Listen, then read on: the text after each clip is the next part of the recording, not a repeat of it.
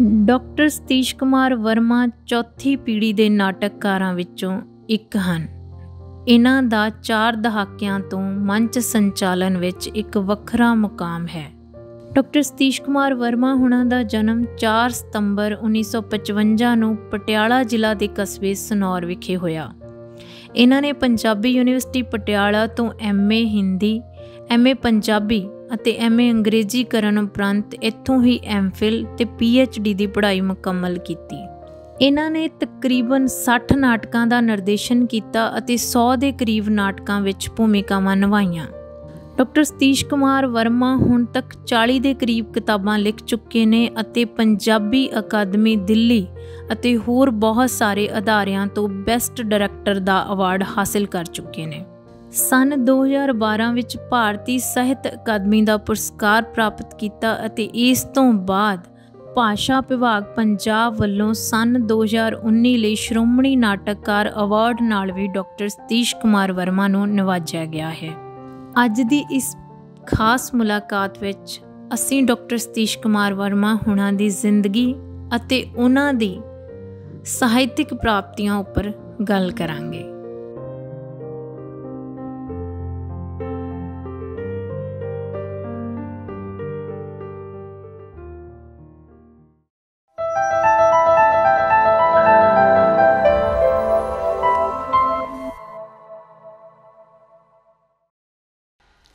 ਸਤਿ ਸ਼੍ਰੀ ਅਕਾਲ ਸਰ। ਸਤਿ ਸ਼੍ਰੀ ਅਕਾਲ ਬੇਟਾ। ਤੁਹਾਡਾ ਸਵਾਗਤ ਹੈ ਪ੍ਰੋਗਰਾਮ ਦਸਤਕ ਦੇ ਵਿੱਚ। ਥੈਂਕ ਯੂ ਬੱਚੇ, ਥੈਂਕ ਯੂ। ਮੈਂ ਬਹੁਤ ਛੋਟੀ ਸੀਗੀ, 6ਵੀਂ 7ਵੀਂ ਕਲਾਸ 'ਚ ਪੜ੍ਹਦੀ ਹੁੰਦੀ ਸੀ। ਉਦੋਂ ਦੂਰਦਰਸ਼ਨ 'ਤੇ ਪ੍ਰੋਗਰਾਮ ਆਉਂਦਾ ਹੁੰਦਾ ਸੀ ਵਿਰਾਸਤ, ਜੀ ਜੀ, ਜਿਹਨੂੰ ਤੁਸੀਂ ਹੋਸਟ ਕਰਦੇ ਹੁੰਦੇ ਸੀ ਅਤੇ ਬੜਾ ਚੰਗਾ ਲੱਗਦਾ ਹੁੰਦਾ ਸੀ ਕਿਉਂਕਿ ਪੰਜਾਬੀ ਰਹਿਣੀ ਬਹਿਣੀ ਸੱਭਿਆਚਾਰ ਨਾਲ ਰਿਲੇਟਡ ਪ੍ਰੋਗਰਾਮ ਸੀ। ਅਤੇ ਇੱਕ ਵਾਰ ਉਸ ਪ੍ਰੋਗਰਾਮ ਦੀ ਸ਼ੂਟਿੰਗ ਹੈ ਜਿਹੜੀ ਚੌਂਦੇ ਕੋਲ ਅਮਰਗੜ੍ਹ ਪਿੰਡ ਹੋ ਰਹੀ ਸੀ ਤਾਂ ਮੈਂ ਉਸ ਪ੍ਰੋਗਰਾਮ ਨੂੰ ਲਾਈਵ ਦੇਖਿਆ ਅਤੇ ਉਦੋਂ ਤੋਂ ਮੈਂ ਤੁਹਾਨੂੰ ਦੇਖਦੀ ਆ ਰਹੀ ਹਾਂ, ਹੈ ਨਾ। ਥੈਂਕ ਯੂ ਬੇਟਾ। ਇਸ ਪ੍ਰੋਗਰਾਮ ਨਾਲ ਤੁਹਾਡਾ ਜੁੜਨ ਦਾ ਸਬੱਬ ਕਿਵੇਂ ਬਣਿਆ? ਕਿਉਂਕਿ ਤੁਸੀਂ ਇੱਕ ਰੈਗੂਲਰ ਜੋਬ ਜਿਵੇਂ ਪੰਜਾਬੀ ਯੂਨੀਵਰਸਿਟੀ ਪਟਿਆਲਾ ਪੜ੍ਹਾਉਂਦੇ ਸੀ ਤਾਂ ਇਸ ਪ੍ਰੋਗਰਾਮ ਨਾਲ ਜੁੜਨਾ ਕਿਵੇਂ ਹੋਇਆ?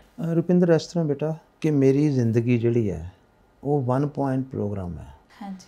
ਜਿਵੇਂ ਮਿਲਖਾ ਸਿੰਘ ਦਾ 1 ਪੁਆਇੰਟ ਪ੍ਰੋਗਰਾਮ ਸੀ ਕਿ ਮੈਂ ਰੇਸ ਦੌੜਨੀ ਹੈ, ਮੇਰਾ 1 ਪੁਆਇੰਟ ਪ੍ਰੋਗਰਾਮ ਹੈ ਕਿ ਮੈਂ ਆਪਣੀ ਜ਼ਿੰਦਗੀ ਪੰਜਾਬੀ ਜ਼ਬਾਨ ਦਾ ਕੰਮ ਕਰਨਾ ਹੈ। ਹਾਂਜੀ। ਆਪਣੀ ਮਾਂ ਬੋਲੀ ਦਾ ਪ੍ਰਚਾਰ ਕਰਨਾ ਹੈ, ਮੈਂ ਉਹਦਾ ਢਾਡੀ ਬਣਨਾ ਹੈ। ਮੈਂ ਇਹ ਨਹੀਂ ਕਹਿੰਦਾ ਸੇਵਾ ਕਰਨੀ ਹੈ, ਮੈਂ ਸੇਵਾ ਸ਼ਬਦ ਦੇ ਖਿਲਾਫ ਹੈ। ਸੇਵਾ ਦੀ ਲੋੜ ਬਿਮਾਰਾਂ ਨੂੰ ਹੁੰਦੀ ਹੈ ਅਤੇ ਮੇਰੀ ਮਾਂ ਬੋਲੀ ਪੰਜਾਬੀ ਤਾਂ ਬੜੀ ਤੰਦਰੁਸਤ ਹੈ, ਉਹਨੂੰ ਸੇਵਾ ਦੀ ਲੋੜ ਨਹੀਂ ਹੈ, ਚੰਗੇ ਕਾਮਿਆਂ ਦੀ ਲੋੜ ਹੈ। ਅਤੇ ਮੈਂ ਯੂਨੀਵਰਸਿਟੀ ਦੇ ਵਿੱਚ ਅਧਿਆਪਕ ਸੀ ਜਾਂ ਹਾਂ, ਮੈਂ ਉੱਥੇ ਪੜ੍ਹਾਉਂਦਾ ਸੀ, ਪਰ ਇਹ ਸਾਰੀਆਂ ਅਲਾਈਡ ਜੋਬਸ ਨੇ, ਮੇਰੀ ਨੌਕਰੀ ਨਹੀਂ ਸੀ ਕੋਈ। Radio, TV, theatre, cinema, anchoring, ਮੈਂ ਉੱਥੇ ਜਿੱਥੇ ਜਾਣਾ ਜਿੱਥੇ ਮੈਂ ਜ਼ਬਾਨ ਦਾ ਕੰਮ ਕਰਨਾ ਅਤੇ ਹਰ ਇੱਕ ਮਾਧਿਅਮ ਨੂੰ ਵਰਤਦਾ। ਮੈਂ ਥੋੜ੍ਹਾ ਜਿਹਾ ਇਸ ਪੱਖੋਂ ਫਾਰ ਸਾਈਟਿਡ ਹਾਂ ਕਿ ਮੈਨੂੰ ਪਤਾ ਕਿ ਕਲਾਸਰੂਮ ਦੇ ਵਿੱਚ ਮੈਨੂੰ 50 ਬੰਦੇ ਸੁਣ ਰਹੇ ਨੇ, ਥੀਏਟਰ ਦੇ ਵਿੱਚ ਮੈਨੂੰ 500 ਬੰਦੇ ਦੇਖ ਰਹੇ ਨੇ, ਸਟੇਜ ਐਂਕਰਿੰਗ ਦੇ ਵਿੱਚ ਕਈ ਵਾਰੀ 10,000 ਵੀ ਦੇਖ ਰਹੇ ਆ, ਪਰ ਰੇਡੀਓ ਦੇ ਉੱਤੇ ਲੱਖਾਂ ਬੰਦੇ ਸੁਣ ਰਹੇ ਨੇ, ਮੈਨੂੰ ਕੰਨਾਂ ਨਾਲ ਦੇਖ ਰਹੇ ਨੇ, ਅਤੇ TV ਦੇ ਉੱਤੇ ਕਰੋੜਾਂ ਬੰਦੇ ਦੇਖ ਰਹੇ ਨੇ, ਸਿਨੇਮਾ ਦੇ ਵਿੱਚ ਆਉਣ ਵਾਲੇ 50 ਸਾਲ ਵੀ ਦੇਖੀ ਜਾਂਦੇ ਆ। So I use every platform where I can promote my mother tongue. ਇਹ ਮੈਂ ਅੰਗਰੇਜ਼ੀ 'ਚ ਬਾਗ ਤਾਂ ਬੋਲਿਆ ਕਿ ਜੇ ਕੋਈ ਬੰਦੇ ਦੇਖ ਰਹੇ ਹੋਣ ਜਿਹੜੇ ਗੈਰ ਪੰਜਾਬੀ ਹੋਣ, ਉਹਨਾਂ ਨੂੰ ਮੇਰੀ ਜ਼ੁਬਾਨ ਬਾਰੇ ਪਤਾ ਲੱਗ ਜਾਏ। ਸੋ ਇਸ ਲਈ ਮੈਂ ਉੱਥੇ ਪ੍ਰੋਗਰਾਮ ਕਰਦਾ ਸੀ। ਮੈਂ ਸਟਾਰਟ ਕੀਤਾ 77 'ਚ ਪ੍ਰੋਗਰਾਮ ਸੀ ਸਾਡਾ, ਮੇਰਾ ਦੋਸਤ ਨੇ ਬੁਲਾਇਆ ਸੀ, ਯੁਵਾ ਤਰੰਗ। ਅਤੇ ਮੈਂ ਉਦੋਂ ਸੀ 22 ਸਾਲ ਦਾ, ਪਰ ਲੈਕਚਰ ਲੱਗ ਚੁੱਕਾ ਸੀ। ਅਤੇ ਉਹਨੇ ਪ੍ਰੋਡਿਊਸਰ ਦੋਸਤ ਨੂੰ ਕਿਹਾ, ਮੈਂ ਕਿਹਾ ਯਾਰ ਮੈਂ ਪ੍ਰੋਗਰਾਮ ਤਾਂ ਕਰਤਾ, ਮੇਰੇ ਮਨ 'ਤੇ ਬੋਝ ਬੜਾ ਹੈ। ਕਹਿੰਦਾ ਕਿਉਂ? ਮੈਂ ਤਾਂ ਮੈਨੂੰ ਯੁਵਾ ਤਰੰਗ 'ਚ ਬੁਲਾ ਲਿਆ, ਮੈਂ ਯੁਵਾ ਥੋੜ੍ਹੀ ਹਾਂ, ਮੈਂ ਤਾਂ 22 ਸਾਲ ਦਾ ਪ੍ਰੋਫੈਸਰ ਹਾਂ। ਸੋ ਮੈਨੂੰ 22 ਸਾਲ ਦਾ ਵੀ ਆਪਣੇ ਨੂੰ ਵੱਡਾ ਲੱਗਦਾ ਸੀ। ਸੋ ਫਿਰ ਚਲੋ ਚਾਲ ਬੜੇ ਉੱਥੇ ਪ੍ਰੋਗਰਾਮ ਕੀਤੇ, ਮੇਰੇ ਦੋਸਤ ਬਲਜੀਤ ਸਿੰਘ ਉਹਨਾਂ ਨੇ ਬੜੇ ਪ੍ਰੋਗਰਾਮ ਕੀਤੇ। ਉਹਦੇ 'ਚ ਵਿਰਾਸਤ ਵੀ ਸੀ, ਲੋਕ ਰੰਗ ਸੀ, ਬੜਾ ਪਾਪੂਲਰ ਹੋਇਆ, ਵਗਦੀ ਸੀ ਰਾਵੀ ਸੀ ਵਗੈਰਾ। ਸਰ 1956 'ਚ ਤੁਹਾਡਾ ਬਰਥ ਹੁੰਦਾ ਹੈ ਨਾ? ਹਾਂਜੀ ਬੇਟਾ। ਉਸ ਸਮੇਂ ਜਿਵੇਂ ਹੌਲੀ ਹੌਲੀ ਤੁਸੀਂ ਸੁਰਤ ਸੰਭਾਲਦੇ ਹੋ ਤਾਂ ਤੁਹਾਡੇ, ਮੈਂ ਇੱਕ ਇੰਟਰਵਿਊ 'ਚ ਸੁਣ ਰਹੀ ਸੀ ਕਿ ਤੁਹਾਡੇ ਮਨ 'ਚ ਇਹ ਖਿਆਲ ਸੀਗਾ ਕਿ ਆਲੇ ਦੁਆਲੇ ਦਾ ਜਿਹੜਾ ਅਨੁਭਵ ਆ ਉਹ ਇਸ ਤਰੀਕੇ ਨਾਲ ਸੀ ਕਿ ਹਿੰਦੂਆਂ ਦੀ ਭਾਸ਼ਾ ਹਿੰਦੀ ਹੈ ਅਤੇ ਪੰਜਾਬੀਆਂ ਦੀ ਪੰਜਾਬੀ, ਹੈ ਨਾ। ਅਤੇ ਇਸੇ ਲਈ ਸ਼ਾਇਦ ਮੈਨੂੰ ਲੱਗਦਾ ਕਿ ਤੁਸੀਂ ਤਿੰਨੋਂ ਭਾਸ਼ਾਵਾਂ ਦੇ ਵਿੱਚ MA ਕੀਤੀ ਹੈ ਨਾ? ਨਹੀਂ ਬੇਟਾ, ਇਹਦਾ ਥੋੜ੍ਹਾ ਜਿਹਾ ਮੈਂ ਟੈਕਨੀਕਲੀ ਦੱਸਦਾ ਕੀ ਹੈ। ਹਾਂਜੀ। ਮੈਂ ਜਿਸ ਪਰਿਵਾਰ 'ਚੋਂ ਆਇਆ, ਪੜ੍ਹਿਆ ਲਿਖਿਆ ਪਰਿਵਾਰ ਸੀ। ਹਾਂਜੀ। ਤੇ ਜਿਸ ਮੈਂ ਮਾਹੌਲ ਨੂੰ ਬਿਲੋਂਗ ਕਰਦਾ, ਮੈਂ ਜਾਤ ਪਾਤ ਮੰਨਦਾ ਨਹੀਂ, ਪਰ ਜਿਸ ਜਾਤ ਬਰਾਦਰੀ ਮੇਰੀ ਹੈ ਉਹਦੇ ਸਾਡੇ ਪੁਰਖੇ ਯੋਧੇ ਸੀ ਤੇ ਉਹ ਕਲਮ ਤੋਂ ਛੱਡ ਕੇ ਫਿਰ ਬਿਜ਼ਨਸ 'ਚ ਆ ਗਏ। ਸੋ ਇੱਕ ਜੈਨੇਟਿਕਲੀ ਕਹਿ ਲਓ ਵੀ ਇੱਕ ਬਿਜ਼ਨਸ ਸੈਂਸ ਹੈਗੀ ਹੈ, ਬਿਜ਼ਨਸ ਸੈਂਸ ਇਨ ਪੋਜ਼ਿਟਿਵ ਮੀਨਿੰਗ, ਆਈ ਮੀਨ ਬਿਜ਼ਨਸ। ਉਸ ਤਰ੍ਹਾਂ ਮੇਰਾ ਬਰਥ 56 ਦਾ ਤੇ 1 ਨਵੰਬਰ 66 ਨੂੰ ਨਵਾਂ ਪੰਜਾਬ ਬਣਿਆ। ਮੈਂ ਅਕਸਰ ਕਹਿੰਦਾ ਕਿ 47 ਦੀ ਵੰਡ ਤਾਂ ਸਭ ਨੇ ਦੇਖੀ ਹੈ, ਪਰ ਪੁਨਰਵੰਡ ਨਹੀਂ ਕਿਸੇ ਨੇ ਦੇਖੀ, ਉਹ ਮੈਂ ਦੇਖੀ ਹੋਈ ਹੈ। ਮੇਰੀ ਫੋਟੋ ਮੈਮਰੀ ਹੈ ਟੈਕਨੀਕਲੀ। 3 ਸਾਲ ਦੀ ਉਮਰ ਤੋਂ ਲੈ ਕੇ ਮੇਰੀ ਪੂਰੀ ਸੁਰਤ ਹੈ। ਮੈਨੂੰ ਸਕੂਲ ਜਾਣ ਦਾ ਪਹਿਲਾ ਦਿਨ ਦ੍ਰਿਸ਼ ਸਮੇਤ ਯਾਦ ਹੈ।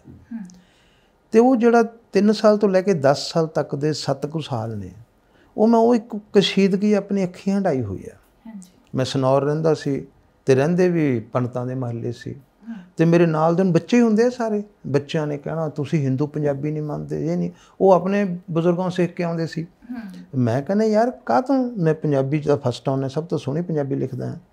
ਤੇ ਮੇਰੇ ਬਾਊ ਜੀ ਐਤਵਾਰ, ਸਾਡੇ ਸਕੂਲ ਜਿਹੜਾ ਸਿੰਗਲ ਟੀਚਰ ਸਕੂਲ ਸੀ, ਐਤਵਾਰ ਟੀਚਰ ਛੁੱਟੀ ਕਰਦਾ ਸੀ, ਯਾਨੀ ਉਸ ਵੇਲੇ ਇੰਨਾ ਮੈਨੇਜ ਸੀ ਕਿ ਐਤਵਾਰ ਵਰਕਿੰਗ ਕਰਦਾ ਸੀ, ਸੋਮਵਾਰ ਛੁੱਟੀ ਕਰਦਾ ਸੀ। ਤੇ ਐਤਵਾਰ ਮੈਂ ਆਉਣਾ ਅੱਧੀ ਛੁੱਟੀ 'ਚ, ਤੇ ਮੇਰੇ ਬਾਊ ਜੀ ਨੇ ਕਿੱਸਾ ਰੂਪ ਬਸੰਤ ਮੇਰੀ ਮਾਂ ਨੂੰ ਪੜ੍ਹ ਕੇ ਸੁਣਾਉਣਾ। ਕਿੱਸਾ ਰੂਪ ਬਸੰਤ, ਕਿੱਸਾ ਤੋਤਾ ਮੈਣਾ, ਮੇਰਾ ਜੀ ਨਾ ਕਰੇ ਜਾਣ ਨੂੰ। ਮੈਂ ਕਿਹਾ ਵੀ ਸਭ ਪਾਸੇ ਤਾਂ ਪੰਜਾਬੀ ਹੈ। ਤੇ ਪਹਿਲੀ ਜਮਾਤ ਜਦੋਂ ਮੈਂ ਪੜ੍ਹਦਾ ਸੀ, ਮੇਰੀ ਜ਼ਿੰਦਗੀ ਦੀ ਪਹਿਲੀ ਯਾਦ ਹੈ। ਤੇ ਸਾਡਾ ਸਿੰਗਲ ਟੀਚਰ ਸਕੂਲ ਐ 4 ਲਾਈਨਾਂ ਲੱਗੀਆਂ ਹੁੰਦੀਆਂ ਸੀ, ਪਹਿਲੀ, ਦੂਜੀ, ਤੀਜੀ, ਚੌਥੀ। ਇਕੱਲੇ ਟੀਚਰ ਸੀ ਸਾਧੂ ਵੀਰ ਜੀ, ਸਾਧੂ ਰਾਮ ਚੋਪੜਾ। ਉਹਨੇ ਚੌਥੀ ਨੂੰ ਕਹਿਣਾ ਤੀਜੀ ਦਾ ਸਬਕ ਸੁਣ, ਤੀਜੀ ਵਾਲ ਨੂੰ ਦੂਜੀ ਦਾ ਸੁਣ, ਦੂਜੀ ਵਾਲ ਨੂੰ ਪਹਿਲੀ ਦਾ ਸੁਣ। ਤੇ ਮੇਰਾ ਕੱਦ ਛੋਟਾ ਸੀ, ਕੁਛ ਮੈਂ ਮੋਨੀਟਰ ਸੀ, ਮੈਂ ਹਮੇਸ਼ਾ ਪਹਿਲੇ ਨੰਬਰ ਤੇ ਬੈਠਦਾ ਸੀ। ਤੇ ਮੈਂ ਦਰਵਾਜ਼ੇ 'ਚ ਵੜਦੇ ਐਂ ਲੰਬਾ ਕਮਰਾ, ਪਹਿਲੇ ਨੰਬਰ ਤੇ ਬੈਠਾ ਸੀ। ਤੇ ਮੇਰੇ ਟੀਚਰ ਕੋਲ ਕੋਈ ਬੰਦਾ ਆਇਆ, ਉਹਨੂੰ ਕਹਿੰਦੇ ਚੱਲ ਤੈਨੂੰ ਇੱਕ ਚੀਜ਼ ਦਿਖਾਵਾਂ। ਉਹ ਕਹਿੰਦਾ ਦਿਖਾ। ਮੈਨੂੰ ਕਹਿੰਦਾ, ਮੇਰਾ ਨਿੱਕਨੇਮ ਬੱਬੀ, ਬੱਬੀ ਰਾਮ ਖੜਾ ਹੋ। ਤੇ ਮੈਂ ਦਰਵਾਜ਼ੇ ਦੇ ਨਾਲ ਪਹਿਲੀ ਰੋਅ 'ਚ ਖੜਾ ਹੋ ਗਿਆ। ਚੌਥੇ ਨੂੰ ਕਹਿੰਦੇ ਆਪਣੀ ਕਿਤਾਬ ਦੇ ਇਹਨੂੰ ਪੰਜਾਬੀ ਦੀ। ਉਹਨੇ ਦਿੱਤੀ, ਕਹਿੰਦੇ ਪੜ੍ਹ। ਮੈਂ ਜੀ ਕਿੱਥੋਂ ਹੈ? ਜਿੱਥੋਂ ਮਰਜ਼ੀ। ਮੈਂ ਖੋਲ੍ਹਿਆ ਤੇ ਫਿਰ ਪੜ੍ਹ ਦਿੱਤਾ। ਉਹ ਕਹਿੰਦੇ ਦੇਖਿਆ, ਬਸ ਉਹ ਦੇਖਿਆ ਸ਼ਬਦ ਜਿਹੜਾ ਹੈ। ਤੇ ਮੈਨੂੰ ਇਹ ਪਹਿਲੀ ਯਾਦ ਸੀ। ਹੁਣ ਮੇਰੀ ਭੈਣ ਨੇ ਮੇਰੀ ਪਹਿਲੀ ਯਾਦ ਦੱਸੀ।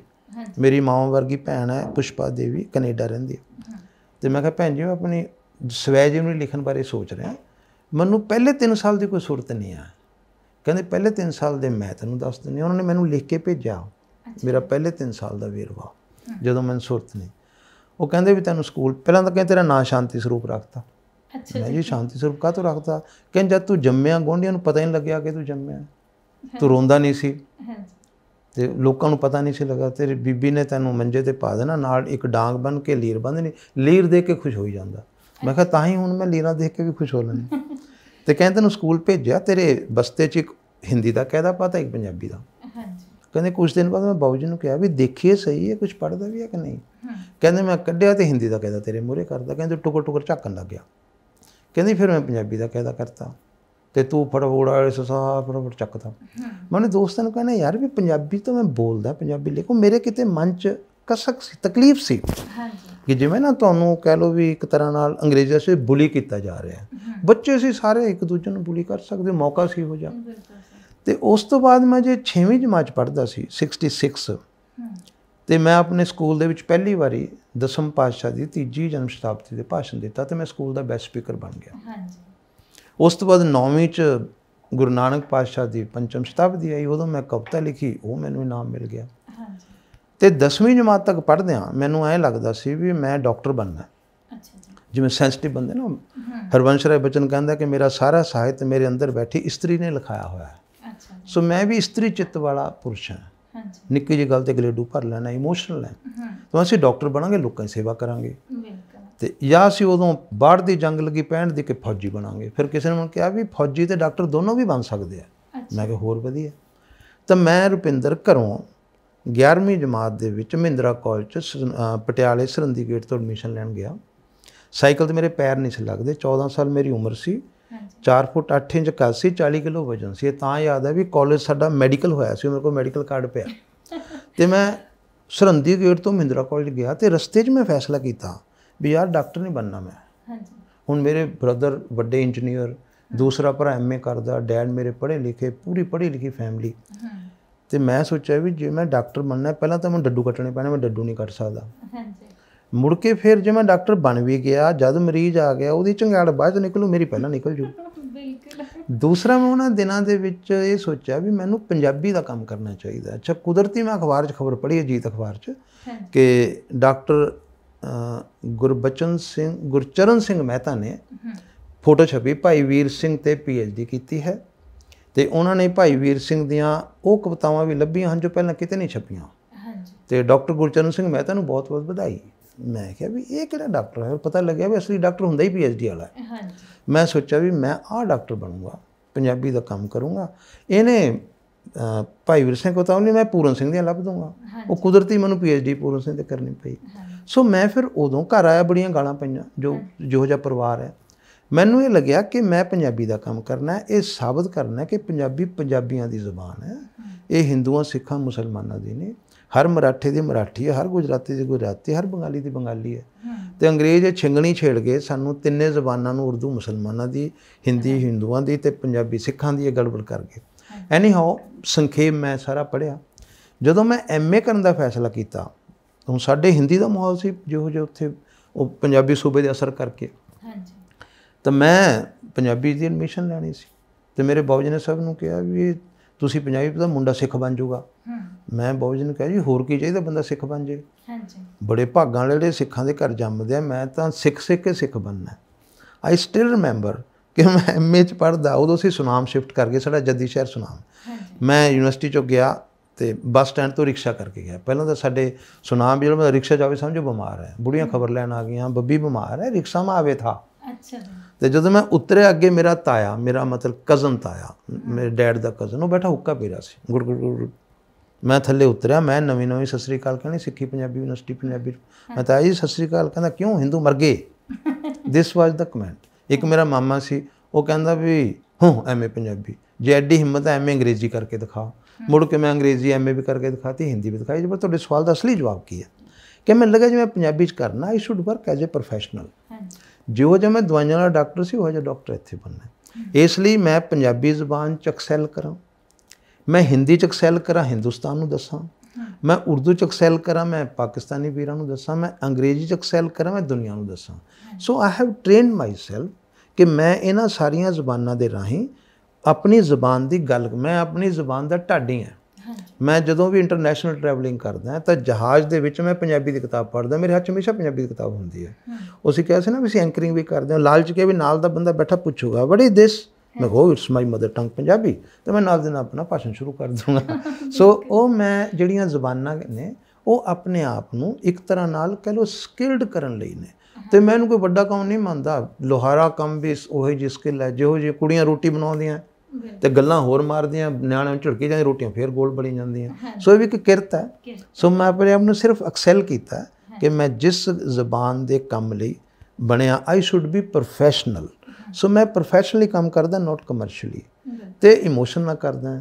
सो मेरा ये पैशन भी है, मेरा ओबसैशन भी है, तो मेरा मिशन भी है, हर चीज़ सांझी है।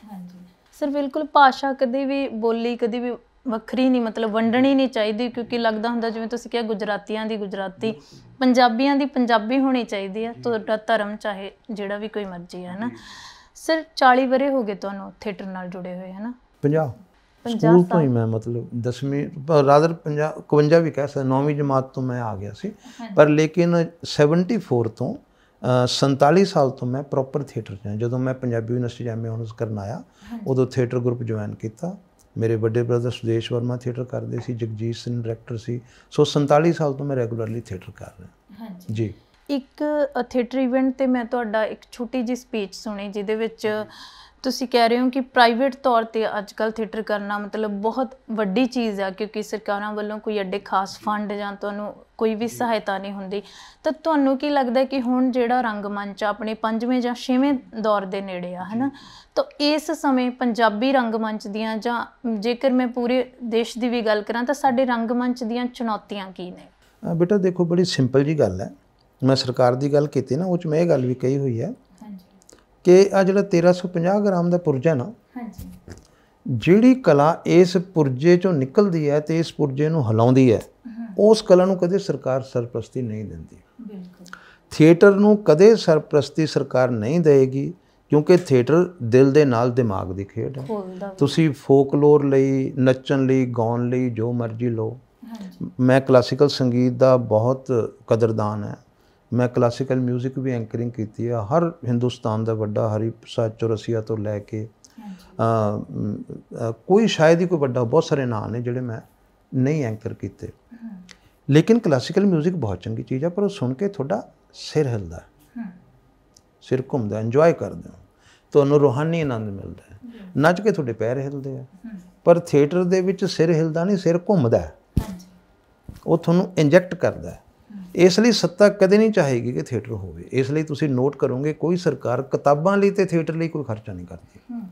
सो पंजाबी थिएटर अपने बलबूते ते बनया, इहनूं सरकारी सरपरस्ती की लोड़ नहीं, क्योंकि मिलेगी नहीं। हाँ, ये जरूर लोड़ है, गुरशरण भाई दे भी मैं उनके नाल रहा साडे व्यूज से, कि सरकार कोल जिहड़ा पैसा उन्हां दे बाप दा नहीं है, वो साडा है, साडे टैक्स तो सरकार चलदी है।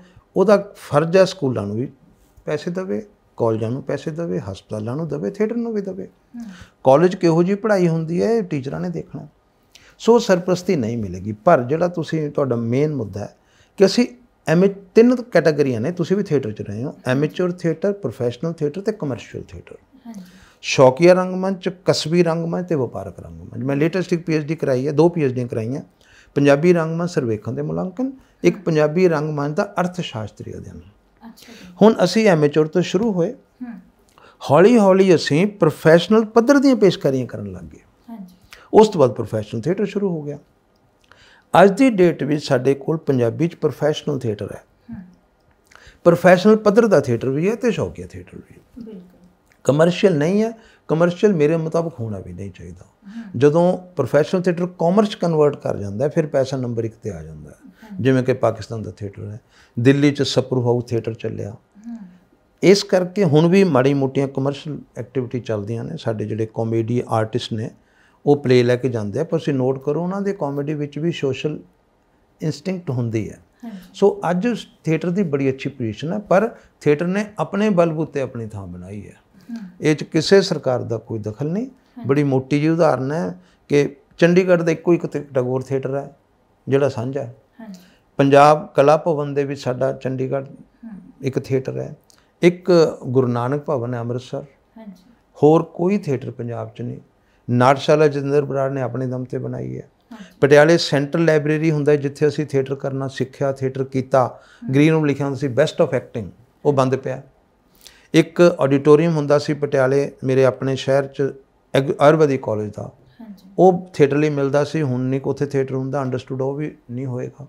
पंजाबी यूनिवर्सिटी जरूर कला भवन है जिन्होंने जदों मैं डायरैक्टर सी यूथ वेलफेयर ओपन किया, पर नंगे धड़ थिएटर लड़िया है। इन्हें अपनी समाजी जिम्मेवारी निभाई है, रासी जिम्मेवारी निभाई है और अपना म्यार भी कायम किया है। तो अज साडा पंजाबी थिएटर हिंदुस्तान के बड़े सूबे नालों बेहतर है। जे तां असीं कहीए कि थिएटर गिनती च किन्ना हुंदा है, तो मेरा ख्याल है शायद मणिपुर ते पंजाब 2 ही स्टेटां ने जिन्हां च इन्ना थिएटर हुंदा है। जे तां प्रोफैशनल थिएटर का ताल्लुक है तो केवल धालीवाल मेरी समझ मुताबक हिंदुस्तान के 10 वड्डे डायरैक्टर ने चाहुंदा है। आतमजीत के नाटक, हालांकि उन्होंने कोई ट्रेनिंग लैके नहीं किया, नीलम मान सिंह के नाटक, ये सारे नैशनल थिएटर फैसटिवल भी जाते हैं। तो एक आखिरी गल ये मैं कहूँगा, वो मेरे नाल संबंध है पर क्योंकि काम मैं नाटक का करदा। 1959 नैशनल स्कूल ऑफ ड्रामा बनया सी, 2009 च उसकी गोल्डन जुबली सी, तो मैनू NSC ने असाइनमेंट दी तो मैं असाइनमेंट की। मेरी किताब छपी 2009 पंजाबी नाटक और रंगमंच की एक सदी। तो 2021 तक जे हिंदुस्तान की किसी भी जबान के नाटक रंगमंच का इतिहास नैशनल स्कूल ऑफ ड्रामा छपा सिर्फ पंजाबी का छपया, किसी होर दा नहीं है। एक उर्दू थिएटर के सैमीनार हुआ, सैमीनार दी प्रोसीडिंग्स ने। सो मैं बहुत आसमंद है, कोई मैं हवा जाके नहीं कह रहा कि साडा थिएटर बहुत है, पर असी इन्ना कोई पंजाबी थिएटर इस मुकाम पर आ चुका है इस वेले, दर्जना डायरैक्टर। कदे पटियाला पंजाबी थिएटर की राजधानी सी, उस तो पहला बठिंडा सी, फिर चंडीगढ़ बनी, फिर पारवे लुधियाना बनी। अज साडी राजधानी अमृतसर है, पर नाल ही उधर लाहौर है। सो शराब कौर नाटक 19वीं सदी च इक्को दिन लाहौर ते अमृतसर 2 शो हुए सी। सो हुण उधरों महरूम शब्द महरूम है असली, मरहूम आप गलत कहने हैं ना, मैं सोचन मैं महरूम नहीं कहना होंदा। सो महरूम उत्थे महरूम मदीहा गौहर, इधर केवल। मैं भी पाकिस्तान बड़ी बारी गया। इस वेले अमृतसर लाहौर रल के उत्थे अलहमरा बिल्डिंग है जिथे थिएटर बड़ा अच्छा होंदा है। हुण भी शाही नदीम करते हैं, होर बहुत सारे बंदे ने। ਅੱਜ ਜਿਹੜੀ ਵਾਘੇ ਵਾਲੀ ਲਕੀਰ ਖਿੱਚੀ ਸੀ ਉਹ ਲਕੀਰ ਤਾਂ ਹੈਗੀ ਹੈ, ਪਰ ਰੰਗਮੰਚ ਨੇ ਦੇਸ਼ ਦੋਨੋਂ ਇਕੱਠੇ ਕਰ ਦਿੱਤੇ ਜੀ। ਸਰ ਤੁਹਾਡੇ ਇੱਕ ਦੋਸਤ ਰਜਿੰਦਰਪਾਲ ਸਿੰਘ ਬਰਾੜ, ਤੁਹਾਡੀ ਰਿਟਾਇਰਮੈਂਟ ਤੋਂ ਪਹਿਲਾਂ ਉਹਨਾਂ ਦੀ ਇੱਕ ਸਪੀਚ ਜਿਹੜੀ ਕਿ ਮੈਂ 2-3 ਦਿਨ ਪਹਿਲਾਂ ਬੈਠ ਕੇ ਸੁਣੀ, ਉਹਦੇ ਵਿੱਚੋਂ ਤੁਹਾਨੂੰ ਵਧਾਈ ਦਿੰਦੇ ਆ ਕਿ ਤੁਸੀਂ ਆਪਣਾ ਬਹੁਤ ਸੋਹਣਾ ਇੱਕ ਕਾਰਜਕਾਲ ਯੂਨੀਵਰਸਿਟੀ ਦੇ ਵਿੱਚ ਗੁਜ਼ਾਰ ਕੇ ਰਿਟਾਇਰਮੈਂਟ ਤੁਹਾਡੀ ਹੋ ਰਹੀ ਹੈ, ਅਤੇ ਵਿਦਿਆਰਥੀਆਂ ਨਾਲ ਤੁਹਾਡੇ ਪਿਆਰ ਦਾ ਜ਼ਿਕਰ ਕਰਦੇ ਨੇ ਕਿ ਤੁਸੀਂ ਉਹਨਾਂ ਦੇ ਚਹੇਤੇ ਅਧਿਆਪਕ ਰਹੇ ਹੋ, ਹੈ ਨਾ। ਨਾਲ ਦੀ ਨਾਲ ਉਹਨਾਂ ਵੱਲੋਂ ਉਸ ਵੀਡੀਓ ਦਾ ਦਿੱਤਾ ਟਾਈਟਲ ਕਿ ਸਤੀਸ਼ ਕੁਮਾਰ ਵਰਮਾ, ਹੈ ਨਾ, ਪਰਮੇਸ਼ ਵਰਮਾ ਦਾ ਬਾਪ, ਜਿਹੜਾ ਕਿ ਮੈਨੂੰ ਇੱਕ ਤਰ੍ਹਾਂ ਨਾਲ ਬੜਾ ਚੁਭਿਆ ਜਿਹਾ ਇਹ ਚੀਜ਼, ਹੈ ਨਾ, ਕਿਉਂਕਿ ਇੱਕ ਖੇਤਰ ਦੇ ਵਿੱਚ, ਆਪਣੇ ਖੇਤਰ ਦੇ ਵਿੱਚ ਤੁਹਾਡੀ ਇੱਕ ਬਹੁਤ ਵੱਡੀ ਪਹਿਚਾਣ ਆ। ਕਿਸੇ ਵੀ ਪਿਓ ਦਾ ਜਦੋਂ ਪੁੱਤਰ, ਹੈ ਨਾ, ਤੁਹਾਡੇ ਦੋਸਤ ਰਜਿੰਦਰ ਵਾਲੀਆ ਜੀ ਕਹਿੰਦੇ, ਹਰਜਿੰਦਰ ਵਾਲੀਆ ਜੀ ਕਹਿੰਦੇ ਵੀ ਜਦੋਂ ਪੁੱਤਰ ਪਿਓ ਨੂੰ ਢਾਉਣ ਵਾਲੇ ਹੋ ਜਾਂਦੇ ਨੇ ਤਾਂ ਪਿਓ ਨੂੰ ਫਕਰ ਜ਼ਰੂਰ ਹੁੰਦਾ, ਪਰ ਕਿਤੇ ਨਾ ਕਿਤੇ ਆਪਣੀ ਪਹਿਚਾਣ ਵੀ ਉਸ ਟਾਈਮ ਬਹੁਤ ਵੱਡੀ ਹੁੰਦੀ ਹੈ ਨਾ। ਇਸ ਤਰ੍ਹਾਂ ਦੇ ਟਾਈਟਲ ਮੈਂ ਹੋਰ ਬਹੁਤ ਸਾਰੀਆਂ ਵੀਡੀਓਜ਼ ਦੇ ਵਿੱਚ ਦੇਖੇ, ਹੈ ਨਾ, ਤਾਂ ਤੁਹਾਨੂੰ ਇਸ ਤਰੀਕੇ ਨਾਲ ਕਿਵੇਂ ਦਾ ਮਹਿਸੂਸ? ਦੇਖੋ, ਇਹਦਾ ਬੜਾ ਸਿੰਪਲ ਜਵਾਬ ਹੈ। ਮੈਂ ਮਾਂ ਨੂੰ ਬੜਾ ਸਤਿਕਾਰ ਦਿੰਦਾ। ਮੈਂ ਰਿਟਾਇਰਮੈਂਟ ਤੋਂ ਬਾਅਦ ਮੰਡੀ ਗੋਬਿੰਦਗੜ੍ਹ ਦੇਸ਼ ਭਗਤ ਯੂਨੀਵਰਸਿਟੀ 'ਚ ਅੱਜ ਕੱਲ੍ਹ ਪ੍ਰੋਫੈਸਰ ਮੈਰੀਟਸ ਤਾਂ ਹੈ ਕਿ ਉਹ ਮੇਰੇ ਨਾਨਕਿਆਂ ਦਾ ਸ਼ਹਿਰ ਹੈ। ਮੇਰੀ ਮਾਂ ਨੂੰ ਦੁਨੀਆ ਤੋਂ ਗਏ 40 ਸਾਲ ਹੋ ਗਏ, ਮੈਂ ਹਰ ਪਲ ਆਪਣੀ ਮਾਂ ਨਾਲ ਰਹਿੰਦਾ। 15 ਮਈ 1981 ਡੈਥ ਹੋਈ ਸੀ, ਅਤੇ ਮੈਂ ਕਹਿੰਦਾ ਬੀਬੀ ਹੁਣ ਮੈਂ ਆਖਰੀ ਉਮਰ ਤੇਰੇ ਸ਼ਹਿਰ ਗੁਜ਼ਾਰਨੀ ਹੈ। ਮਾਂ ਦਾ ਬੜਾ ਵੱਡਾ ਰੋਲ ਹੈ। ਮਾਂ ਆਪਣੇ ਸਰੀਰ 'ਚੋਂ ਸਰੀਰ ਪੈਦਾ ਕਰਦੀ ਹੈ। ਮਾਂ ਦਾ ਕੋਈ ਯੋਗਦਾਨ ਤੁਲਨਾ ਨਹੀਂ ਕੀਤੀ ਜਾ ਸਕਦੀ, ਪਰ ਇੱਕ ਖਾਮੋਸ਼ ਯੋਗਦਾਨ ਪਿਓ ਦਾ ਹੁੰਦਾ। ਉਹਦਾ ਯੋਗਦਾਨ ਕੀ ਹੁੰਦਾ ਕਿ ਮਾਂ ਬੱਚੇ ਨੂੰ ਪਿਆਰ ਦਿੰਦੀ ਹੈ। ਪਿਓ ਆਮ ਤੌਰ 'ਤੇ ਡਾਂਟਦੇ ਨੇ, ਜੇ ਮੇਰੇ ਵਰਗਾ ਪਿਓ ਮਾਂ ਵਰਗਾ ਹੋਵੇ ਤਾਂ ਮਾਂ ਡਾਂਟਣ ਲੱਗ ਜਾਂਦੀ, ਇੱਕ ਨੇ ਪਿਓ ਬਣਨਾ ਹੀ ਹੁੰਦਾ। ਪਰ ਪਿਓ ਇੱਕ ਐਸੀ ਚੀਜ਼ ਹੈ ਜਿਹੜਾ ਆਪਣੇ ਬੱਚੇ ਦੇ ਵਿੱਚ ਆਪਣਾ ਆਪਾ ਸਮਾਹਿਤ ਕਰਕੇ ਖੁਸ਼ ਹੁੰਦਾ। ਜਿਸ ਦਿਨ ਤੁਹਾਡਾ ਬੱਚਾ ਤੁਹਾਡੇ ਨਾਂ ਦੀ ਥਾਂ ਤੁਸੀਂ ਉਹਦੇ ਨਾਂ ਨਾਲ ਜਾਣਨ ਲੱਗ ਜਾਓ, that is the happiest moment. ਤਾਂ ਹੀ ਆਪਾਂ ਦੇਖਦੇ ਹਾਂ ਵੀ ਜ਼ਮੀਨ ਜਿਉਂਦੇ ਜੀ ਮੁੰਡਿਆਂ ਦੇ ਨਾਂ ਲਵਾ ਦਿੰਦੇ ਆ, ਬਿਜ਼ਨਸ ਲਵਾ ਦਿੰਦੇ ਆ। ਸੋ ਮੈਨੂੰ ਇਸ ਗੱਲ ਦੀ ਬੇਇੰਤਹਾ ਖੁਸ਼ੀ ਹੈ ਕਿ ਜਦੋਂ ਮੈਨੂੰ ਕਹਿੰਦੇ ਜੀ ਮੈਂ ਇਹਨਾਂ ਬੱਚਿਆਂ ਦਾ ਬਾਪ ਹੈ ਜਿਹੜੇ ਇਸ ਵੇਲੇ ਮਸ਼ਹੂਰ ਨੇ, ਤਾਂ ਮੈਨੂੰ ਬਹੁਤ ਖੁਸ਼ੀ ਹੈ। ਦੂਜੀ ਖੁਸ਼ੀ ਮੇਰੀ ਇਸ ਤੋਂ ਡਬਲ ਹੈ। ਉਹ ਖੁਸ਼ੀ ਇਹ ਹੈ ਕਿ ਮੈਂ ਮਾਂ ਬੋਲੀ ਪੰਜਾਬੀ ਦਾ ਕਾਮਾ ਬਣਿਆ, ਅਤੇ ਮੇਰੇ ਪੁੱਤਰ ਵੀ ਅੱਗੇ ਮਾਂ ਬੋਲੀ ਦੇ ਕੰਮ ਨੇ। ਸੋ ਕਹਿੰਦੇ ਵੀ ਜੱਟ ਦਾ ਪੁੱਤ ਜਾਂ ਕਿਸਾਨ ਦਾ ਪੁੱਤ ਖੇਤੀ ਚੰਗੀ ਕਰਦਾ। ਸੋ ਮੈਂ ਸ਼ਬਦਾਂ ਦੀ ਖੇਤੀ ਕੀਤੀ, ਮੇਰੇ ਬੱਚੇ ਵੀ ਸ਼ਬਦਾਂ ਦੀ ਖੇਤੀ ਕਰ ਰਹੇ। ਸੋ ਇਸ ਲਈ ਮੈਨੂੰ ਕਦੇ ਕੋਈ ਇਸ ਗੱਲ ਦੀ ਤਕਲੀਫ ਨਹੀਂ। ਮੈਨੂੰ ਤਾਂ ਜੋ ਦੁਨੀਆ ਜਾਣਦੀ ਹੈ ਠੀਕ ਹੈ, ਪਰ ਉਹ ਮੈਨੂੰ ਹਾਸਾ ਆਉਂਦਾ। ਬੱਚਾ ਇੱਕ ਵਾਰ ਛੋਟਾ ਸਕੂਲ 'ਚ ਪੜ੍ਹਦਾ ਸੀ, ਬਹੁਤ ਕ੍ਰੀਏਟਿਵ ਸੀ। ਮੈਂ ਕਿਹਾ ਯਾਰ ਇੱਕ ਦਿਨ ਮੈਂ ਚਾਹੁੰਦਾ ਵੀ ਜਿਵੇਂ ਤੂੰ ਮੇਰੇ ਨਾਲ ਜਾਣਾ ਚਾਹੁੰਦਾ, ਮੈਂ ਤੇਰੇ ਨਾਲ ਜਾਣਾ ਚਾਹੁੰਦਾ। ਕਹਿੰਦਾ ਇਹ ਤਾਂ ਕੋਈ ਔਖਾ ਹੀ ਨਹੀਂ, ਮੇਰੇ ਸਕੂਲ ਚੱਲੋ ਸਾਰੇ ਕਹਿਣਗੇ ਪਰੂ ਦੇ ਪਾਪਾ ਆ ਗਏ, ਪਰੂ ਦਾ ਪਾਪਾ ਆ ਗਏ, ਪਰੂ ਦਾ ਪਾਪਾ। ਬਿਲਕੁਲ, ਅਸੀਂ ਜ਼ਰੂਰ ਚਾਹੁੰਦੇ ਹਾਂ ਸਰ ਕਿ ਜਿਸ ਤਰੀਕੇ ਦਾ ਮਾਣ ਹੈ ਤੁਹਾਨੂੰ, ਹੈ ਨਾ, ਉਹ ਹਰ ਮਾਂ ਪਿਓ ਨੂੰ ਆਪਣੇ ਬੱਚਿਆਂ 'ਤੇ ਹੋਣਾ ਚਾਹੀਦਾ। ਪਰ ਮਾਂ ਪਿਓ ਨੂੰ ਹੁੰਦਾ ਵਿੱਚ। ਦੇਖੋ ਉਹ ਕਹਿੰਦੇ ਨਾ, ਇੱਕ ਵਾਰੀ ਇੱਕ ਰਾਜੇ ਨੇ ਕੋਈ ਡੌਂਡੀ ਪਟਵਾਈ ਕਿ ਸਭ ਤੋਂ ਸੋਹਣੇ ਬੱਚੇ ਨੂੰ ਇਨਾਮ ਦਿੱਤਾ ਜਾਊਗਾ, ਤੇ ਕੋਈ ਮੇਰੇ ਵਰਗੇ ਬੱਚੇ ਦੀ ਮਾਂ ਵੀ ਆਪਣਾ ਨਿਆਣਾ ਲੈ ਗਈ। ਜਦ ਉਹਨੇ ਦੇਖਿਆ ਕਹਿੰਦਾ ਬੀਬੀ ਤੂੰ ਕੀ ਸੋਚ ਕੇ ਲੈ ਆਈ? ਉਹ ਕਹਿੰਦੀ ਮੈਨੂੰ ਤਾਂ ਸਭ ਤੋਂ ਸੋਹਣਾ ਇਹੀ ਲੱਗਦਾ। ਸੋ ਮਾਪਿਆਂ ਨੂੰ ਆਪਣੇ ਬੱਚੇ ਸੋਹਣੇ ਲੱਗਦੇ ਨੇ ਅਤੇ ਬੱਚਿਆਂ ਨੂੰ ਆਪਣੇ ਮਾਪੇ ਸੋਹਣੇ ਲੱਗਦੇ। ਇਸ ਦੇ ਬਿਲਕੁਲ ਪੈਰਲਲ ਜਸਵੀਰ ਭੁੱਲਰ ਦੀ ਕਹਾਣੀ ਹੈ ਕਿ ਇੱਕ ਫੌਜੀ ਅਫਸਰ ਹੈ, ਉਹਦੀ ਪ੍ਰਮੋਸ਼ਨ ਡਿਊ ਹੈ, ਅਤੇ ਉਹਨੇ ਆਪਣੇ CEO ਨੂੰ ਖੁਸ਼ ਕਰਨਾ ਡਿਨਰ 'ਤੇ, ਅਤੇ ਉਹ ਸਾਰੀ ਡਿਨਰ ਦੀ ਤਿਆਰੀ ਕਰਦੇ ਆ ਅਤੇ ਬੱਚੇ ਨੂੰ ਤਿਆਰ ਕਰਦੇ ਆ, ਛੋਟੇ ਬੱਚੇ ਨੂੰ, ਕਿ ਆਹ ਤੂੰ ਫੁੱਲ ਲੈਣਾ, ਤੈਨੂੰ ਕਹਿਣਗੇ ਸਭ ਤੋਂ ਸੋਹਣੀ ਆਂਟੀ ਨੂੰ ਦੇ ਆ, ਅਤੇ ਉਹ ਜਿਹੜੀ ਆਂਟੀ ਬੈਠੀ ਹੈ CEO ਦੀ ਵਾਈਫ, ਉਹਨੂੰ ਜਾ ਕੇ ਫੜਾ ਦੇਣਾ। ਹੁਣ ਉਹਨਾਂ ਨੇ ਪੂਰੀ ਤਿਆਰੀ ਕਰ ਲਈ, ਡਿਨਰ ਵੀ ਹੋ ਗਿਆ, ਸਭ ਕੁਛ ਹੋ ਗਿਆ, ਨਹੀਂ ਪ੍ਰਮੋਸ਼ਨ ਵੱਟ 'ਤੇ ਪਈ ਹੈ। ਬਾਅਦ 'ਚੋਂ ਵਿਚਾਰੇ ਨਿਆਣ ਕਿਹਾ ਵੀ ਜਾ ਸਭ ਤੋਂ ਸੋਹਣੀ ਆਂਟੀ ਕਿਹੜੀ, ਉਹਨੂੰ ਫੁੱਲ ਦੇ ਕੇ ਆ, ਅਤੇ CEO ਦੀ ਵਾਈਫ ਵੀ ਖੁਸ਼ ਹੋ ਗਈ। ਉਹ ਗਿਆ ਗੇੜਾ ਦੇ ਕੇ ਉਹਨੇ ਆਪਣੀ ਮਾਂ ਨੂੰ ਫੜਾਤਾ, ਪ੍ਰਮੋਸ਼ਨ ਹੋਈ ਨਹੀਂ। ਮਾਂ ਜਵਾਕ ਦੇ ਗਾਲਾਂ ਪੈ ਗਈਆਂ, ਕਹਿੰਦੇ ਤੁਸੀਂ ਕਹੀ ਸਭ ਤੋਂ ਸੋਹਣੀ ਲੇਡੀ ਨੂੰ ਫੜਾਉਣਾ, ਅਤੇ ਸਭ ਤੋਂ ਸੋਹਣੀ ਤਾਂ ਮੇਰੀ ਮੰਮੀ ਉਹ ਸੀ। ਸੋ ਇਸ ਕਰਕੇ ਤਾਂ ਇਮੋਸ਼ਨਲ ਰਿਸ਼ਤਾ ਇੱਕ ਜੀ। ਸਰ ਤੁਹਾਡੇ ਦੋਸਤ ਕਹਿੰਦੇ ਨੇ ਵੀ ਸਤੀਸ਼ ਕੁਮਾਰ ਵਰਮਾ ਇੰਨਾ ਜ਼ਿਆਦਾ ਪੜ੍ਹਦੇ ਨੇ, ਹੈ ਨਾ। ਸਾਡੇ ਸਟੂਡੀਓ ਵੀ ਇੱਕ ਭਾਜੀ ਆਉਂਦੇ ਨੇ ਤਾਂ ਉਹ ਤੁਹਾਡੇ ਘਰ ਅਕਸਰ ਜਾਂਦੇ ਰਹਿੰਦੇ ਨੇ, ਤਾਂ ਉਹਨਾਂ ਦਾ ਕਹਿਣਾ ਸੀ ਵੀ ਤੁਸੀਂ ਜਿਹੜੀ ਸਾਈਡ 'ਤੇ ਵੀ ਦੇਖੋਗੇ ਕਿਤਾਬਾਂ ਹੀ ਕਿਤਾਬਾਂ ਹੋਣਗੀਆਂ, ਈਵਨ ਕਿ ਬਾਥਰੂਮ 'ਚ ਵੀ ਤੁਹਾਨੂੰ ਕਿਤਾਬਾਂ ਮਿਲਣਗੀਆਂ, ਹੈ ਨਾ। ਤਾਂ ਇੰਨਾ ਸਮਾਂ ਕੱਢਣਾ ਪੜ੍ਹਨ ਲਈ ਇਹ ਬਹੁਤ ਚੰਗੀ ਗੱਲ ਹੈ ਕਿ ਤੁਸੀਂ ਬਹੁਤ ਜ਼ਿਆਦਾ ਪੜ੍ਹਦੇ ਹੋ। ਤੁਹਾਡੇ ਸ਼ਬਦਾਂ ਦੇ ਵਿੱਚ, ਤੁਹਾਡੀ ਬੋਲੀ ਦੇ ਵਿੱਚ ਉਹ ਚੀਜ਼ ਹਮੇਸ਼ਾ ਝਲਕਦੀ ਹੁੰਦੀ ਹੈ ਜੋ ਤੁਹਾਡੇ ਦਿਮਾਗ 'ਚ ਪੈ ਰਿਹਾ ਹੁੰਦਾ ਨਾ। ਤੁਹਾਨੂੰ ਕੀ ਲੱਗਦਾ ਕਿ ਸਾਹਿਤ ਇੱਕ ਇਨਸਾਨ ਨੂੰ ਜ਼ਿੰਦਗੀ ਦੇ ਵਿੱਚ ਕੀ ਦੇ ਸਕਦਾ?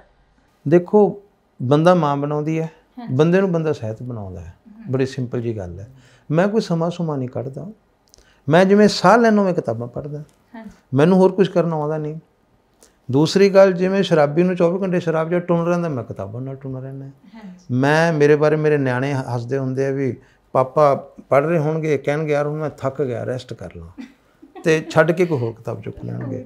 ਸੋ ਮੈਂ ਦੋ ਹੀ ਮੇਰੇ ਕੰਸਰਨ ਨੇ, ਇੱਕ ਕਿਤਾਬਾਂ, ਇੱਕ ਜਿਉਂਦੇ ਜਾਗਦੇ ਬੰਦੇ।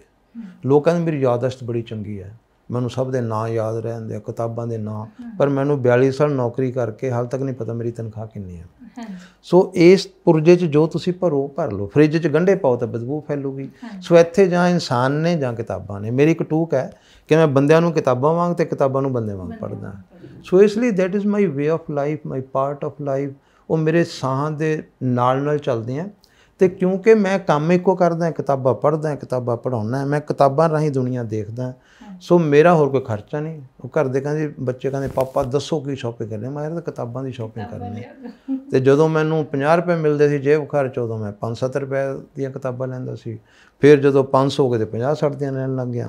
ਹੁਣ ਨਿਆਣਿਆਂ ਨੇ ਕਹਿ ਤਾ ਵੀ ਤੁਸੀਂ ਰੱਜ ਕੇ ਕਿਤਾਬਾਂ ਲਓ। ਹੁਣ ਮੈਂ ਪਿਛਲੇ ਦਿਨਾਂ 'ਚ ਰੇਟ ਦੇਖੇ ਬਿਨਾਂ ਕਿਤਾਬ ਲੈਣੀ ਹੈ। ਅਤੇ ਪਿਛਲੇ ਦਿਨਾਂ 'ਚ ਸਾਰੇ ਜਹਾਂ ਉਹਦਾ ਨਾਵਲ ਦਾ ਨਾਂ ਹੈ ਕ੍ਰਿਸ਼ਨਾ ਸੋਬਤੀ ਦਾ ਕਾਰੇ ਜਹਾਂ ਦਰਕਾਰ ਹੈ, ਸਮਥਿੰਗ ਲਾਈਕ ਦੈਟ। ਉਹ 4 ਜੁਲਦਾਂ 'ਚ ਪਿਆ। ਮੈਂ ਸੋਚਿਆ ਕੋਈ ਇਨਸਾਈਕਲੋਪੀਡੀਆ, ਅਤੇ ਉਹ ਮੈਂ ਚੱਕ ਲਿਆ। ਉਹ 2600 ਰੁਪਏ ਦਾ ਇਕੱਲਾ ਨਾਵਲ ਹੈ 4 ਕਿਸ਼ਤਾਂ 'ਚ। ਸੋ ਮੈਨੂੰ ਲੱਗਦਾ ਮੈਂ ਤਾਂ ਸਭ ਤੋਂ ਅਮੀਰ ਹੈ ਕਿ ਮੈਂ ਬਿਨਾਂ ਕੀਮਤ ਦੇਖੇ ਕਿਤਾਬ ਖਰੀਦ ਸਕਦਾ। ਉਹ ਮੇਰੇ ਬੱਚੇ ਦੀ ਬਦੌਲਤ ਹੈ। ਅਤੇ ਅੱਗੇ ਮੈਂ 999 ਤੱਕ ਦੀ ਕਿਤਾਬ ਲੈ ਲੈਂਦਾ ਸੀ ਇੱਕ ਸਟੇਜ 'ਤੇ। ਸੋ ਕਿਤਾਬਾਂ it's A part of life. ਜਿਹੜੇ ਬੰਦੇ ਕਿਤਾਬਾਂ ਨਹੀਂ, ਮੈਂ ਇੱਕ ਕੋਟੇਸ਼ਨ ਪੜ੍ਹੀ ਸੀ ਵੀ ਜਿਹੜੇ ਘਰ 'ਚ ਕਿਤਾਬਾਂ ਨਹੀਂ ਹੁੰਦੀਆਂ ਉਹ ਘਰ ਇੱਕ ਤਰ੍ਹਾਂ ਦਾ ਮਸਾਨ ਵਰਗਾ ਹੀ ਹੁੰਦਾ। ਸੋ ਹੁਣ ਵੀ ਇੱਥੇ ਕਿਤਾਬਾਂ ਪਈਆਂ। ਸੋ ਜਿਹੜੇ ਬੰਦੇ ਕਿਤਾਬਾਂ ਨਾਲ ਸਾਥ ਜਿਉਂਦੇ ਨੇ, ਉਹ ਸਮਝੋ ਜ਼ਿੰਦਗੀ ਜਿਉਂਦੇ ਵੀ ਨੇ, ਜ਼ਿੰਦਗੀ ਨੂੰ ਜਾਣਦੇ ਵੀ ਨੇ, ਜ਼ਿੰਦਗੀ ਨੂੰ ਸਮਝਦੇ ਵੀ ਨੇ। ਮੈਂ ਯੂਰਪ, ਤੁਸੀਂ ਵੀ ਗਏ ਹੋਵੋਗੇ, ਉੱਥੇ ਹਰ ਬੰਦੇ ਕੋਲ ਕਿਤਾਬ ਹੁੰਦੀ ਹੈ। ਲਿਫਟਮੈਨ ਕੋਲ ਵੀ ਕਿਤਾਬ ਹੁੰਦੀ ਹੈ। ਇੱਕ ਕਿਤਾਬਾਂ ਇੱਕ ਦੇਸ਼ ਮੈਂ ਪੜ੍ਹਿਆ ਸੀ, ਤੁਸੀਂ ਵੀ ਦੇਖਿਆ ਹੋਣਾ, ਕਿ ਉੱਥੇ ਕਿਤਾਬਾਂ ਪਈਆਂ ਰਾਤ ਨੂੰ ਵੀ ਖਾਲੀ ਪਈਆਂ। ਉਹ ਕਹਿੰਦੇ ਕੀ, ਕਹਿੰਦੇ ਜੀ ਇਸ ਤਰ੍ਹਾਂ ਵੀ ਚੋਰ ਕਿਤਾਬਾਂ ਚੱਕਦੇ ਨੇ, ਜਿਹੜੇ ਪੜ੍ਹਦੇ ਉਹ ਚੋਰੀ ਕਰਦੇ ਨੇ। ਜੀ ਬਿਲਕੁਲ। ਇਹ ਫਿਰ ਇੱਕ ਤਰ੍ਹਾਂ ਨਾਲ ਕਹਿ ਸਕਦੇ ਹਾਂ ਕਿ ਸਾਹਿਤ ਦੀ ਇੱਕ ਦੇਣ ਆ। ਮਾਨਸਿਕ ਸਿਹਤ ਜੇ ਕੋਈ ਤੰਦਰੁਸਤ, ਤੁਸੀਂ ਖੁਸ਼ ਹੋ ਤਾਂ ਕਿਤਾਬਾਂ ਕਰੋ। ਜੀ ਸਰ, ਤੁਹਾਡੀ ਮੈਮਰੀ ਦੀ ਜਿਵੇਂ ਤੁਸੀਂ ਗੱਲ ਕੀਤੀ ਤਾਂ ਮੈਨੂੰ ਇੱਕ ਇੰਟਰਵਿਊ ਯਾਦ ਆ ਗਈ ਤੁਹਾਡੀ। ਉਹਦੇ ਵਿੱਚ ਤੁਸੀਂ ਐਂਕਰ ਨੂੰ ਕਹਿ ਰਹੇ ਹੋ ਕਿ ਜੇ ਤੂੰ 20 ਸਾਲ ਬਾਅਦ ਵੀ ਮੇਰੀ ਇੰਟਰਵਿਊ ਕਰਨ ਦੁਬਾਰਾ ਆਏਗਾ ਤਾਂ ਮੈਂ ਤੈਨੂੰ ਦੱਸ ਦਾਂਗਾ ਕਿ ਅੱਜ ਦੇ ਦਿਨ ਤੂੰ ਹਰੀ ਪੱਗ ਬੰਨੀ ਹੋਈ ਸੀ। ਬਿਲਕੁਲ।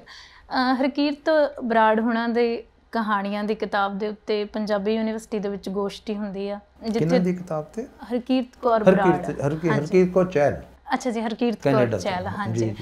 ਤਾਂ ਉਸ ਗੋਸ਼ਟੀ ਦੇ ਦੌਰਾਨ ਜਿਹੜਾ ਤੁਹਾਡਾ ਭਾਸ਼ਣ ਸੀਗਾ, ਉਹਦੇ ਵਿੱਚ ਤੁਸੀਂ ਅੱਜ ਦੇ ਜਰਨਲਿਜ਼ਮ ਦੀ ਗੱਲ ਕਰਦੇ ਹੋ, ਹੈ ਨਾ, ਕਿ ਜਿਹੜੇ ਅੱਜ ਦੇ ਜਰਨਲਿਸਟ ਨੇ ਉਹ ਕਿਤੇ ਨਾ ਕਿਤੇ ਪੰਜਾਬੀ ਬੋਲੀ ਨੂੰ ਵਿਗਾੜ ਰਹੇ ਨੇ। ਇੱਕ ਨਵੀਂ ਪੰਜਾਬੀ ਬੋਲੀ ਹੈ ਜਿਹੜੀ ਉਹ ਕ੍ਰੀਏਟ ਕੀਤੀ ਜਾ ਰਹੀ ਹੈ ਨਾ। ਕਿਤੇ ਨਾ ਕਿਤੇ ਇਸ ਫੀਲਡ 'ਚ ਹੋਣ ਦੇ ਨਾਤੇ ਸਾਨੂੰ ਵੀ ਇਹ ਸਾਰੀਆਂ ਚੀਜ਼ਾਂ ਚੁੱਭਦੀਆਂ ਨੇ ਕਿ ਜਦੋਂ ਟਾਈਟਲ ਦਿੱਤੇ ਜਾਂਦੇ ਨੇ ਕਿ ਫਲਾਣੇ ਦੀਆਂ ਚੀਕਾਂ ਪਵਾ ਦਿੱਤੀਆਂ, ਫਲਾਣੇ ਦੇ ਗਲਵੇਂ ਨੂੰ ਹੱਥ ਪਾ ਲਿਆ, ਹੈ ਨਾ। ਅਤੇ ਉਹ ਲੈਕਚਰ ਤੁਹਾਡਾ ਬਹੁਤ ਸੋਹਣਾ ਸੀਗਾ, ਜਿਹਦੇ ਵਿੱਚ ਤੁਸੀਂ ਇੱਕ ਚੰਗੇ ਐਂਕਰ ਦੀਆਂ ਖੂਬੀਆਂ ਵੀ ਦੱਸਦੇ ਹੋ। ਤਾਂ ਮੈਂ ਚਾਹੁੰਦੀ ਹਾਂ ਕਿ ਉਹ ਬਹੁਤ ਥੋੜ੍ਹੇ ਲੋਕਾਂ ਤੱਕ ਪਹੁੰਚੀ ਤੁਹਾਡੀ ਸਪੀਚ। ਇਸ ਮੰਚ ਦੇ ਜ਼ਰੀਏ ਤੁਸੀਂ ਥੋੜ੍ਹੇ ਜਿਹੇ ਟਿਪਸ ਸਾਨੂੰ ਵੀ, ਮਤਲਬ ਅਸੀਂ ਵੀ ਤੁਹਾਡੇ ਤੋਂ ਸਿੱਖੀਏ। ਦੇਖੋ, ਸਿੰਪਲ ਜੀ ਗੱਲ ਹੈ। ਉਸ ਦਿਨ ਮੈਂ 2 ਕੰਮ ਕਰਨੇ ਸੀ। ਇੱਕ ਤਾਂ ਹਰਕੀਰਤ ਕੌਰ ਚਹਿਲ ਦੇ ਨਾਵਲ 'ਤੇ ਬੋਲਣਾ ਸੀ, ਇੱਕੋ ਕਹਿੰਦੇ ਸਾਡੇ ਸਟੂਡੈਂਟ ਨੂੰ ਐਂਕਰਿੰਗ ਦੇ ਗੁਰ ਦੱਸੋ। ਗੱਲ ਬੜੀ ਸਿੰਪਲ ਹੈ ਬੇਟਾ। ਜਿਹੜੀ ਜ਼ੁਬਾਨ ਹੁੰਦੀ ਹੈ ਨਾ, ਜਿਵੇਂ ਮਾਂ ਤੁਹਾਨੂੰ ਪਿਆਰ ਕਰਦੀ ਹੈ, ਤੁਸੀਂ ਮਾਂ ਦੀ ਇੱਜ਼ਤ ਕਰਦੇ ਹੋ।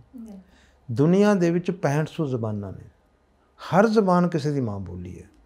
ਹਿੰਦੁਸਤਾਨ ਦੀਆਂ 1600 ਨੇ, 22 ਜ਼ਬਾਨਾਂ ਸਾਡੇ ਸੰਵਿਧਾਨ 'ਚ ਨੇ, 22 ਦੀਆਂ 22 ਨੈਸ਼ਨਲ ਲੈਂਗੁਏਜਿਸ ਨੇ। ਸੋ ਜਿਵੇਂ ਮਾਂ ਸਭ ਦੀ ਚੰਗੀ ਹੈ, ਮਾਂ ਬੋਲੀ ਵੀ ਸਭ ਦੀ ਚੰਗੀ ਹੈ।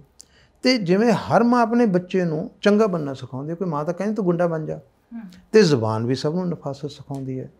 ਹੁਣ ਇਹ ਜਿਹੜਾ ਸਾਡਾ ਕਲਚਰ ਹੈ ਐਂਕਰਿੰਗ, ਇਹ ਬੇਸਿਕਲੀ ਰੇਡੀਓ ਤੋਂ ਸ਼ੁਰੂ ਹੋਇਆ। 1936 'ਚ ਲਾਹੌਰ ਰੇਡੀਓ ਬਣਿਆ ਸੀ, ਅਤੇ 38 'ਚ ਉਸ 'ਤੇ ਪਹਿਲਾ ਪੰਜਾਬੀ ਨਾਟਕ ਰਫੀ ਪੀਰ ਦਾ ਅੱਖੀਆਂ ਆਇਆ ਸੀ। ਉਹ ਇੱਕ ਅੰਨੀ ਕੁੜੀ ਦੀ ਕਹਾਣੀ ਸੀ। ਸੋ ਇੱਥੋਂ ਦਾ ਜਾਂ ਲਾਓ ਵੀ ਪਹਿਲਾ ਰੇਡੀਓ ਨਾਟਕ ਲਿਖਣ ਵਾਲਾ ਰਫੀ ਪੀਰ, ਜਿਹਦਾ ਪੋਤਰਾ ਉਸਮਾਨ ਪੀਰਜ਼ਾਦਾ ਹੁਣ ਵੀ ਥੀਏਟਰ ਕਰਦਾ ਹੈ, ਕਿ ਉਦੋਂ ਉਸ ਬੰਦੇ ਨੂੰ ਪਤਾ ਸੀ ਕਿ ਇਹ ਇਹਨੇ ਕੰਨਾਂ ਨੂੰ ਅੱਖਾਂ ਬਣਾਉਣਾ, ਇਸ ਲਈ ਉਹਨੇ ਆਪਣੇ ਪਾਤਰ ਨੂੰ ਵੀ ਅੰਨਾ ਬਣਾ ਦਿੱਤਾ ਸ਼ਬਦਾਂ ਨਾਲ। ਤਾਂ ਜਿਹੜੀ ਰੇਡੀਓ ਕਲਚਰ ਆਇਆ, ਰੇਡੀਓ ਦੇ ਵਿੱਚ 2 ਚੀਜ਼ਾਂ ਆਈਆਂ। ਨੰਬਰ 1 ਵਕਤ ਦੀ ਪਾਬੰਦੀ। ਟਾਈਮ ਕੀ ਹੋਇਆ ਜੀ 9:05 9:05, ਹਾਂ ਰੇਡੀਓ ਨਾਲ ਮਿਲਾਈ ਹੋਈ ਹੈ। ਨੰਬਰ 2 ਨਫਾਸਤ ਜ਼ਬਾਨ ਦੀ। ਯਾਰ ਤੂੰ ਰੇਡੀਓ ਦੀ ਭਾਸ਼ਾ ਤੁਹਾਨੂੰ ਬੋਲਣਾ ਸਿਖਾਉਂਦੀ ਹੈ, ਜਿਵੇਂ ਆਪਾਂ ਕਹਿੰਦੇ ਸੀ ਪਾਰਲੀਮੈਂਟਰੀ ਲੈਂਗੁਏਜ, ਕਿ ਨੋਨ ਪਾਰਲੀਮੈਂਟਰੀ ਲੈਂਗੁਏਜ ਨਹੀਂ ਬੋਲਣੀ। ਹੁਣ ਸੁੱਖ ਨਾਲ ਪਾਰਲੀਮੈਂਟ 'ਚ ਵੀ ਛਿੱਤਰ ਪਰੇਡ ਹੁੰਦੀ ਹੈ।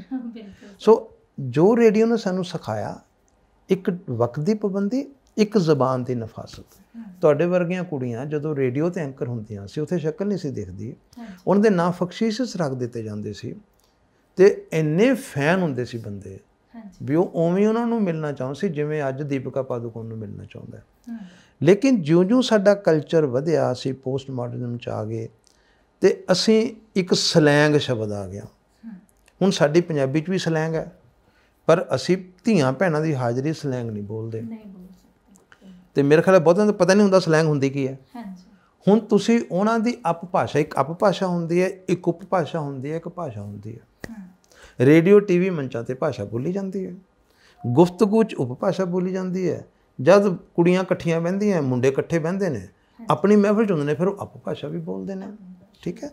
ਹੁਣ ਮੈਂ ਭਾਸ਼ਾ ਨੂੰ ਵੀ ਇਸ ਤਰ੍ਹਾਂ ਮੰਨਦਾ ਹੁੰਦਾ, ਜਿਵੇਂ ਉਹਦੇ ਮੈਂ 4 ਸਟੇਜਿਸ ਮੰਨਦਾ। ਜਿਵੇਂ ਅਸੀਂ ਕੱਪੜੇ ਪਹਿਨਦੇ ਹਾਂ, ਭਾਸ਼ਾ ਵੀ ਸਾਡੇ ਕੱਪੜੇ ਨੇ। ਅਸੀਂ ਘਰੋਂ ਤਿਆਰ ਹੋ ਕੇ ਪੂਰੀ ਟਿਸ਼ੀ ਫਿਸ਼ੀ ਲਾ ਕੇ ਜਾਂਦੇ ਹਾਂ ਜਦੋਂ ਪਬਲਿਕ ਜਾਣਾ। ਜੋ ਅਸੀਂ ਘਰ ਵੜਦੇ ਹਾਂ, ਕੁੜੀਆਂ ਆਨਸਰ ਦੁਪੱਟਾ ਲਾਉਂਦੀਆਂ, ਬੂਟ ਲਾਉਂਦੇ ਆ, ਅਸੀਂ ਰਿਲੈਕਸ ਹੋ ਜਾਂਦੇ ਹਾਂ। ਅਸੀਂ ਬੈਡਰੂਮ ਜਾਂਦੇ ਹਾਂ, ਹੋਰ ਰਿਲੈਕਸ ਹੋ ਜਾਂਦੇ ਹਾਂ। ਅਤੇ ਜਦੋਂ ਅਸੀਂ ਬਾਥਰੂਮ 'ਚ ਹੁੰਦੇ, ਅਸੀਂ ਇਕੱਲੇ ਹੁੰਦੇ ਹਾਂ, ਸਾਡਾ ਨੰਗੇਜ ਸਾਡੇ ਨਾਲ ਹੁੰਦਾ। ਇੱਦਾਂ ਹੀ ਭਾਸ਼ਾ ਦੇ ਵੀ ਧਰਾਤਲ ਨੇ, ਕਿ ਜਦ ਅਸੀਂ ਮੰਚ 'ਤੇ ਬੋਲੋਗੇ ਤੁਹਾਡੀ ਹੋਰ ਭਾਸ਼ਾ, ਤੁਸੀਂ ਆਮ ਦੀ ਗੁਫ਼ਤਗੂ ਕਰੋਗੇ ਹੋਰ ਭਾਸ਼ਾ ਹੈ, ਘਰ ਦੀ ਹੋਰ ਭਾਸ਼ਾ ਹੈ, ਅਤੇ ਬਾਥਰੂਮ ਦੇ ਵਿੱਚ ਕਹਿੰਦੇ ਹਰ ਬੰਦਾ ਸਿੰਗਰ ਹੁੰਦਾ, ਕਿਉਂਕਿ ਉੱਥੇ ਕੋਈ ਨਾ ਦੇਖੇ ਨਾ ਸੁਣੇ। ਇਸ ਕਰਕੇ ਤੁਹਾਡੇ ਬੜੇ ਕਲੋਜ਼ ਸਰਕਲ 'ਚ ਭਾਸ਼ਾ ਵੀ ਹੁੰਦੀ ਹੈ।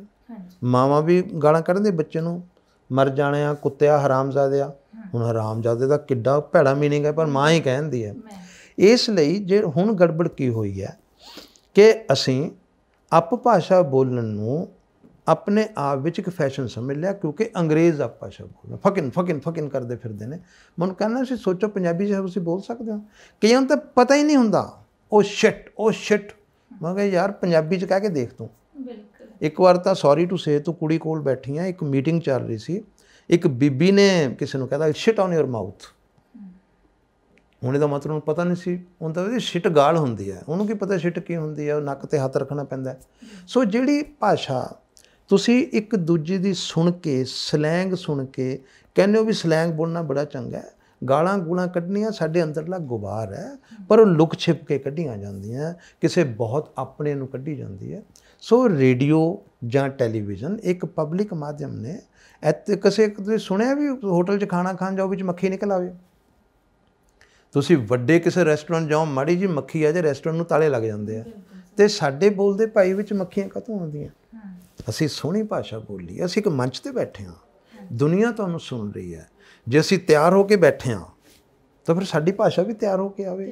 ਤੁਸੀਂ ਕੱਪੜੇ ਤਾਂ ਪਾਏ ਹੋਏ ਆ ਮਤਲਬ ਲੱਖ ਲੱਖ ਰੁਪਏ ਵਾਲੇ, ਅਤੇ ਭਾਸ਼ਾ ਤੁਹਾਡੀ ਦਵਾਨੀ ਵਾਲੀ ਹੈ। ਇਸ ਲਈ ਖਾਸ ਕਰ ਇਹ ਰੇਡੀਓ, ਟੈਲੀਵਿਜ਼ਨ, ਮੰਚ, ਜਿੰਨੇ ਵੀ ਪਬਲਿਕ ਪਲੇਟਫਾਰਮ ਨੇ, you should be more sophisticated. ਹੋਰ ਸੋਹਣੀ ਭਾਸ਼ਾ, ਨਾਲੇ ਸਾਡੀ ਤਾਂ ਮਾਂ ਬੋਲੀ ਅਮੀਰ ਹੀ ਬਹੁਤ ਜ਼ਿਆਦਾ। ਮੈਂ ਕੋਈ ਹੰਕਾਰ ਨਹੀਂ ਕਰਦਾ, ਪਰ ਮੈਂ ਜਿੰਨੀਆਂ ਕੁ ਭਾਸ਼ਾਵਾਂ ਜਾਣਦਾ, 3-4 ਮੈਨੂੰ ਆਉਂਦੀਆਂ, ਬਾਕੀ ਮੈਂ ਆਸੇ ਪਾਸੇ ਸੁਣਦਾ ਸਮਝਦਾ। ਇੰਨੀ ਰਿਚ ਜ਼ਬਾਨ ਹੈ ਪੰਜਾਬੀ ਬੋਲੀ, ਜਿਹਦਾ ਕੋਈ ਹਿਸਾਬ ਨਹੀਂ। ਹੁਣ ਸਮਾਂ ਘੱਟ ਹੈ, ਥੋੜ੍ਹਾ 40 ਮਿੰਟ ਦਾ ਪ੍ਰੋਗਰਾਮ ਹੈ, ਕਿ ਇੱਕ ਸ਼ਬਦ ਦੇ ਲਈ 10-10 ਲੇਅਰਸ ਦੇ ਵਿੱਚ ਸ਼ਬਦ ਕਹੇ ਜਾਂਦੇ ਆ। ਮੈਂ ਸਧਾਰਨ ਐਗਜ਼ਾਮਪਲ ਦਿੰਦਾ। ਅੰਗਰੇਜ਼ੀ 'ਚ ਕਹਾਂਗੇ ਜੀ ਕੋਈ ਬੰਦੇ ਦਾ ਬਾਬਾ ਮਰ ਗਿਆ, ਉਹ ਕਹਿਣਗੇ ਮਾਈ ਗ੍ਰੈਂਡਫਾਦਰ ਡਾਈਡ, ਮਾਈ ਗ੍ਰੈਂਡਫਾਦਰ ਪਾਸਡ ਅਵੇ। ਵੀ ਜਾਂ ਤਾਂ ਮਰ ਗਿਆ, ਜਾਂ ਕਿਤੇ ਚਲਾ ਗਿਆ, ਪਤਾ ਨਹੀਂ ਕਿੱਥੇ ਗਿਆ। ਪਰ ਸਾਡੇ ਬਾਬਾ ਜੀ ਪੂਰੇ ਹੋ ਗਏ, ਬਾਬਾ ਜੀ ਸੁਰਗਵਾਸ ਹੋ ਗਏ। ਜੇ ਕੋਈ ਹੋਰ ਵੱਡਾ ਬੰਦਾ ਹੈ ਤਾਂ ਜੋਤੀ ਜੋਤ ਸਮਾ ਗਏ। ਇੱਕ ਹੋਰ ਹੈ ਚੱਲ ਵਸੇ, ਚੱਲ ਵਸੇ। ਵੀ ਬੁੜਾ ਤਾਂ ਮਰ ਗਿਆ, ਕਿੱਥੇ ਵਸ ਗਿਆ? ਕਿਉਂਕਿ ਸਾਨੂੰ ਪਤਾ ਹੈ ਕਿ ਦੁਨੀਆ ਹੋਰ ਹੈ, ਇੱਥੋਂ ਚਲੇ ਗਏ ਕਿਤੇ ਹੋਰ ਵਸ ਗਏ, ਅਤੇ ਵਸੇ ਕਿਤੇ ਵਧੀਆ ਕਲੋਨੀ 'ਚ। ਕੋਈ ਬੰਦਾ ਨਰਕਵਾਸ ਨਹੀਂ ਹੁੰਦਾ, ਹਰ ਬੰਦਾ ਸਵਰਗਵਾਸ ਹੁੰਦਾ। ਇੰਨੀਆਂ ਵਰਾਇਟੀਜ਼। ਫਿਰ ਸਾਡੀ ਗੁਰਮੁਖੀ ਲਿਪੀ, ਮੈਂ ਜਦੋਂ ਕਿਤੇ ਖਾਸ ਕਰ ਬਾਹਰਲੇ ਦੇਸ਼ਾਂ 'ਚ ਭਾਸ਼ਣ ਦੇਵਾਂ ਤਾਂ ਅੰਗਰੇਜ਼ਾਂ ਤੇ ਆਪਣੀ ਧੌਂਸ ਜਮਾਉਣ ਦਾ ਮੇਰੇ ਕੋਲ ਬੜੇ ਤਰੀਕੇ ਹੁੰਦੇ ਨੇ, ਕਿਉਂਕਿ ਮੈਨੂੰ ਅੰਗਰੇਜ਼ੀ ਮਾਫ ਕਰਨਾ ਮੈਂ ਕੱਟ ਰਹੀ ਹਾਂ, ਉਹ ਤੁਸੀਂ ਜਮਾ ਚੁੱਕੇ ਹੋ ਜਦੋਂ ਪ੍ਰਿੰਸ ਚਾਰਲਸ ਆਪਣੇ ਮੈਂ ਲਾਈਵ ਟ੍ਰਾਂਸਲੇਸ਼ਨ ਕੀਤਾ 2006 'ਚ ਤੇ ਪੂਰੀ ਦੁਨੀਆ ਦਾ ਮੀਡੀਆ ਕਵਰ ਕਰ ਰਿਹਾ ਸੀ। ਆਈ ਵਾਸ ਸੋ ਫਾਸਟ ਇਨ ਟ੍ਰਾਂਸਲੇਸ਼ਨ। ਉਹ ਇਸ ਲਈ ਕਿ ਮੈਨੂੰ ਅੰਗਰੇਜ਼ੀ ਆਉਂਦੀ ਸੀ, ਮੈਨੂੰ ਪੰਜਾਬੀ ਆਉਂਦੀ ਸੀ। ਮੈਂ ਪੰਜਾਬੀ ਤੋਂ ਅੰਗਰੇਜ਼ੀ ਕਰਦਾ ਇੱਕ ਕਲਾ ਨਹੀਂ ਸੀ ਦਿਖਾ ਸਕਦਾ, ਤੇ ਮੇਰੀ ਮਾਂ ਬੋਲੀ ਤਾਂ ਮੈਂ ਫਰ ਕਰਕੇ ਸ਼ਬਦ ਆਉਂਦੇ ਨੇ। ਕਦੇ ਪੰਜਾਬੀ ਦੇ ਪੇਪਰ 'ਚ ਕੂਣੀ ਮਾਰ ਕੇ ਸਪੈਲਿੰਗ ਪੁੱਛਿਆ ਕਿਸੇ ਨੇ ਅੰਗਰੇਜ਼ੀ 'ਚ ਇੱਥੇ ਆਉਣ ਆਊਗਾ ਕਿ ਪਾਉਣ ਆਊਗਾ? ਤੇ ਉਹ ਇੱਕ ਬੋਲਿਆ, ਉਹਦਾ ਅੱਧਾ ਸੈਂਟੈਂਸ ਦਾ ਮੁੱਕਾ ਮੈਂ ਟ੍ਰਾਂਸਲੇਟ ਕਰਤਾ। ਉਹ ਕਹਿੰਦਾ how can gentleman let me complete my sentence. ਤੇ ਮੈਂ ਇਹਦਾ ਵੀ ਅਨੁਵਾਦ ਕਰ, ਹੌਲੀ ਬੋਲ ਰੱਬ ਦਾ ਬੰਦਾ, ਮੈਨੂੰ ਗੱਲ ਤਾਂ ਪੂਰੀ ਕਰ ਲੈਂਦੇ, ਗੱਲ ਮੇਰੀ ਹਲਕ 'ਚ ਫਸਾਤੀ ਤੂੰ। ਸੋ ਮਾਂ ਬੋਲੀ ਪੰਜਾਬੀ। ਫਿਰ ਸਾਡੀ ਲਿਪੀ ਸਿੰਪਲੈਸਟ ਹੈ। ਮੈਂ ਗੁਰਮੁਖੀ ਲਿਪੀ ਦੇ ਬਾਰੇ ਕਹਿ ਲਓ ਵੀ ਜੋ ਦੁਨੀਆ ਦਾ ਚੰਗਾ ਸ਼ਬਦ ਬੋਲ ਸਕਦਾ, ਜਿਹੜੀ ਕਿ ਪੰਜਾਬੀ ਲਈ ਸਭ ਤੋਂ ਢੁਕਵੀਂ ਲਿਪੀ ਹੈ।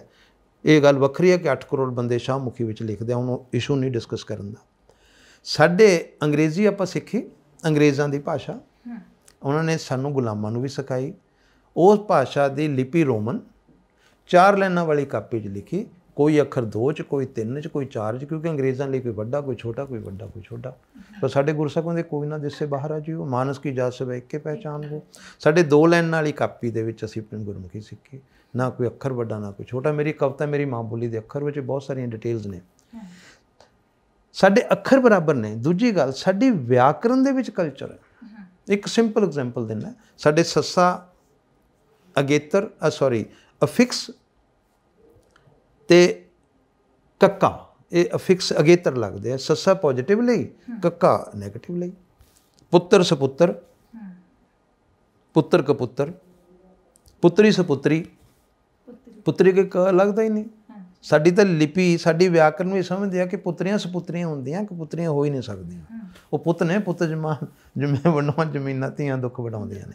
ਸੋ ਇੰਨੀ ਅਮੀਰ ਜ਼ਬਾਨ ਹੋਵੇ ਤੁਹਾਡੀ, ਇੰਨੀ ਨਫੀਸ ਜ਼ਬਾਨ, ਜਿਹਦੇ 'ਚ ਗੁਰਬਾਣੀ ਰਚੀ ਗਈ ਹੋਵੇ, ਜਿਹਦੇ 'ਚ ਬੁੱਲੇ ਸ਼ਾਹ, ਜਿਹਦੇ 'ਚ ਸ਼ਾਹ ਹੁਸੈਨ, ਸ਼ੇਖ ਫਰੀਦ, ਜਿਹ ਕਿੱਸੇ ਲਿਖੇ ਗਏ ਅੱਜ ਦੇ ਦੌਰ ਵਿੱਚ ਵੀ, ਜਿਹ 'ਚ ਪੂਰਨ ਸਿੰਘ ਨੇ ਲਿਖਿਆ, ਜਿਹ 'ਚ ਸ਼ਿਵ ਬਟਾਲਵੀ ਨੇ ਲਿਖਿਆ, ਅੰਮ੍ਰਿਤਾ ਪ੍ਰੀਤਮ, ਮੋਹਨ ਸਿੰਘ, ਸੁਰਜੀਤ ਪਾਤਰ, ਪਾਸ਼।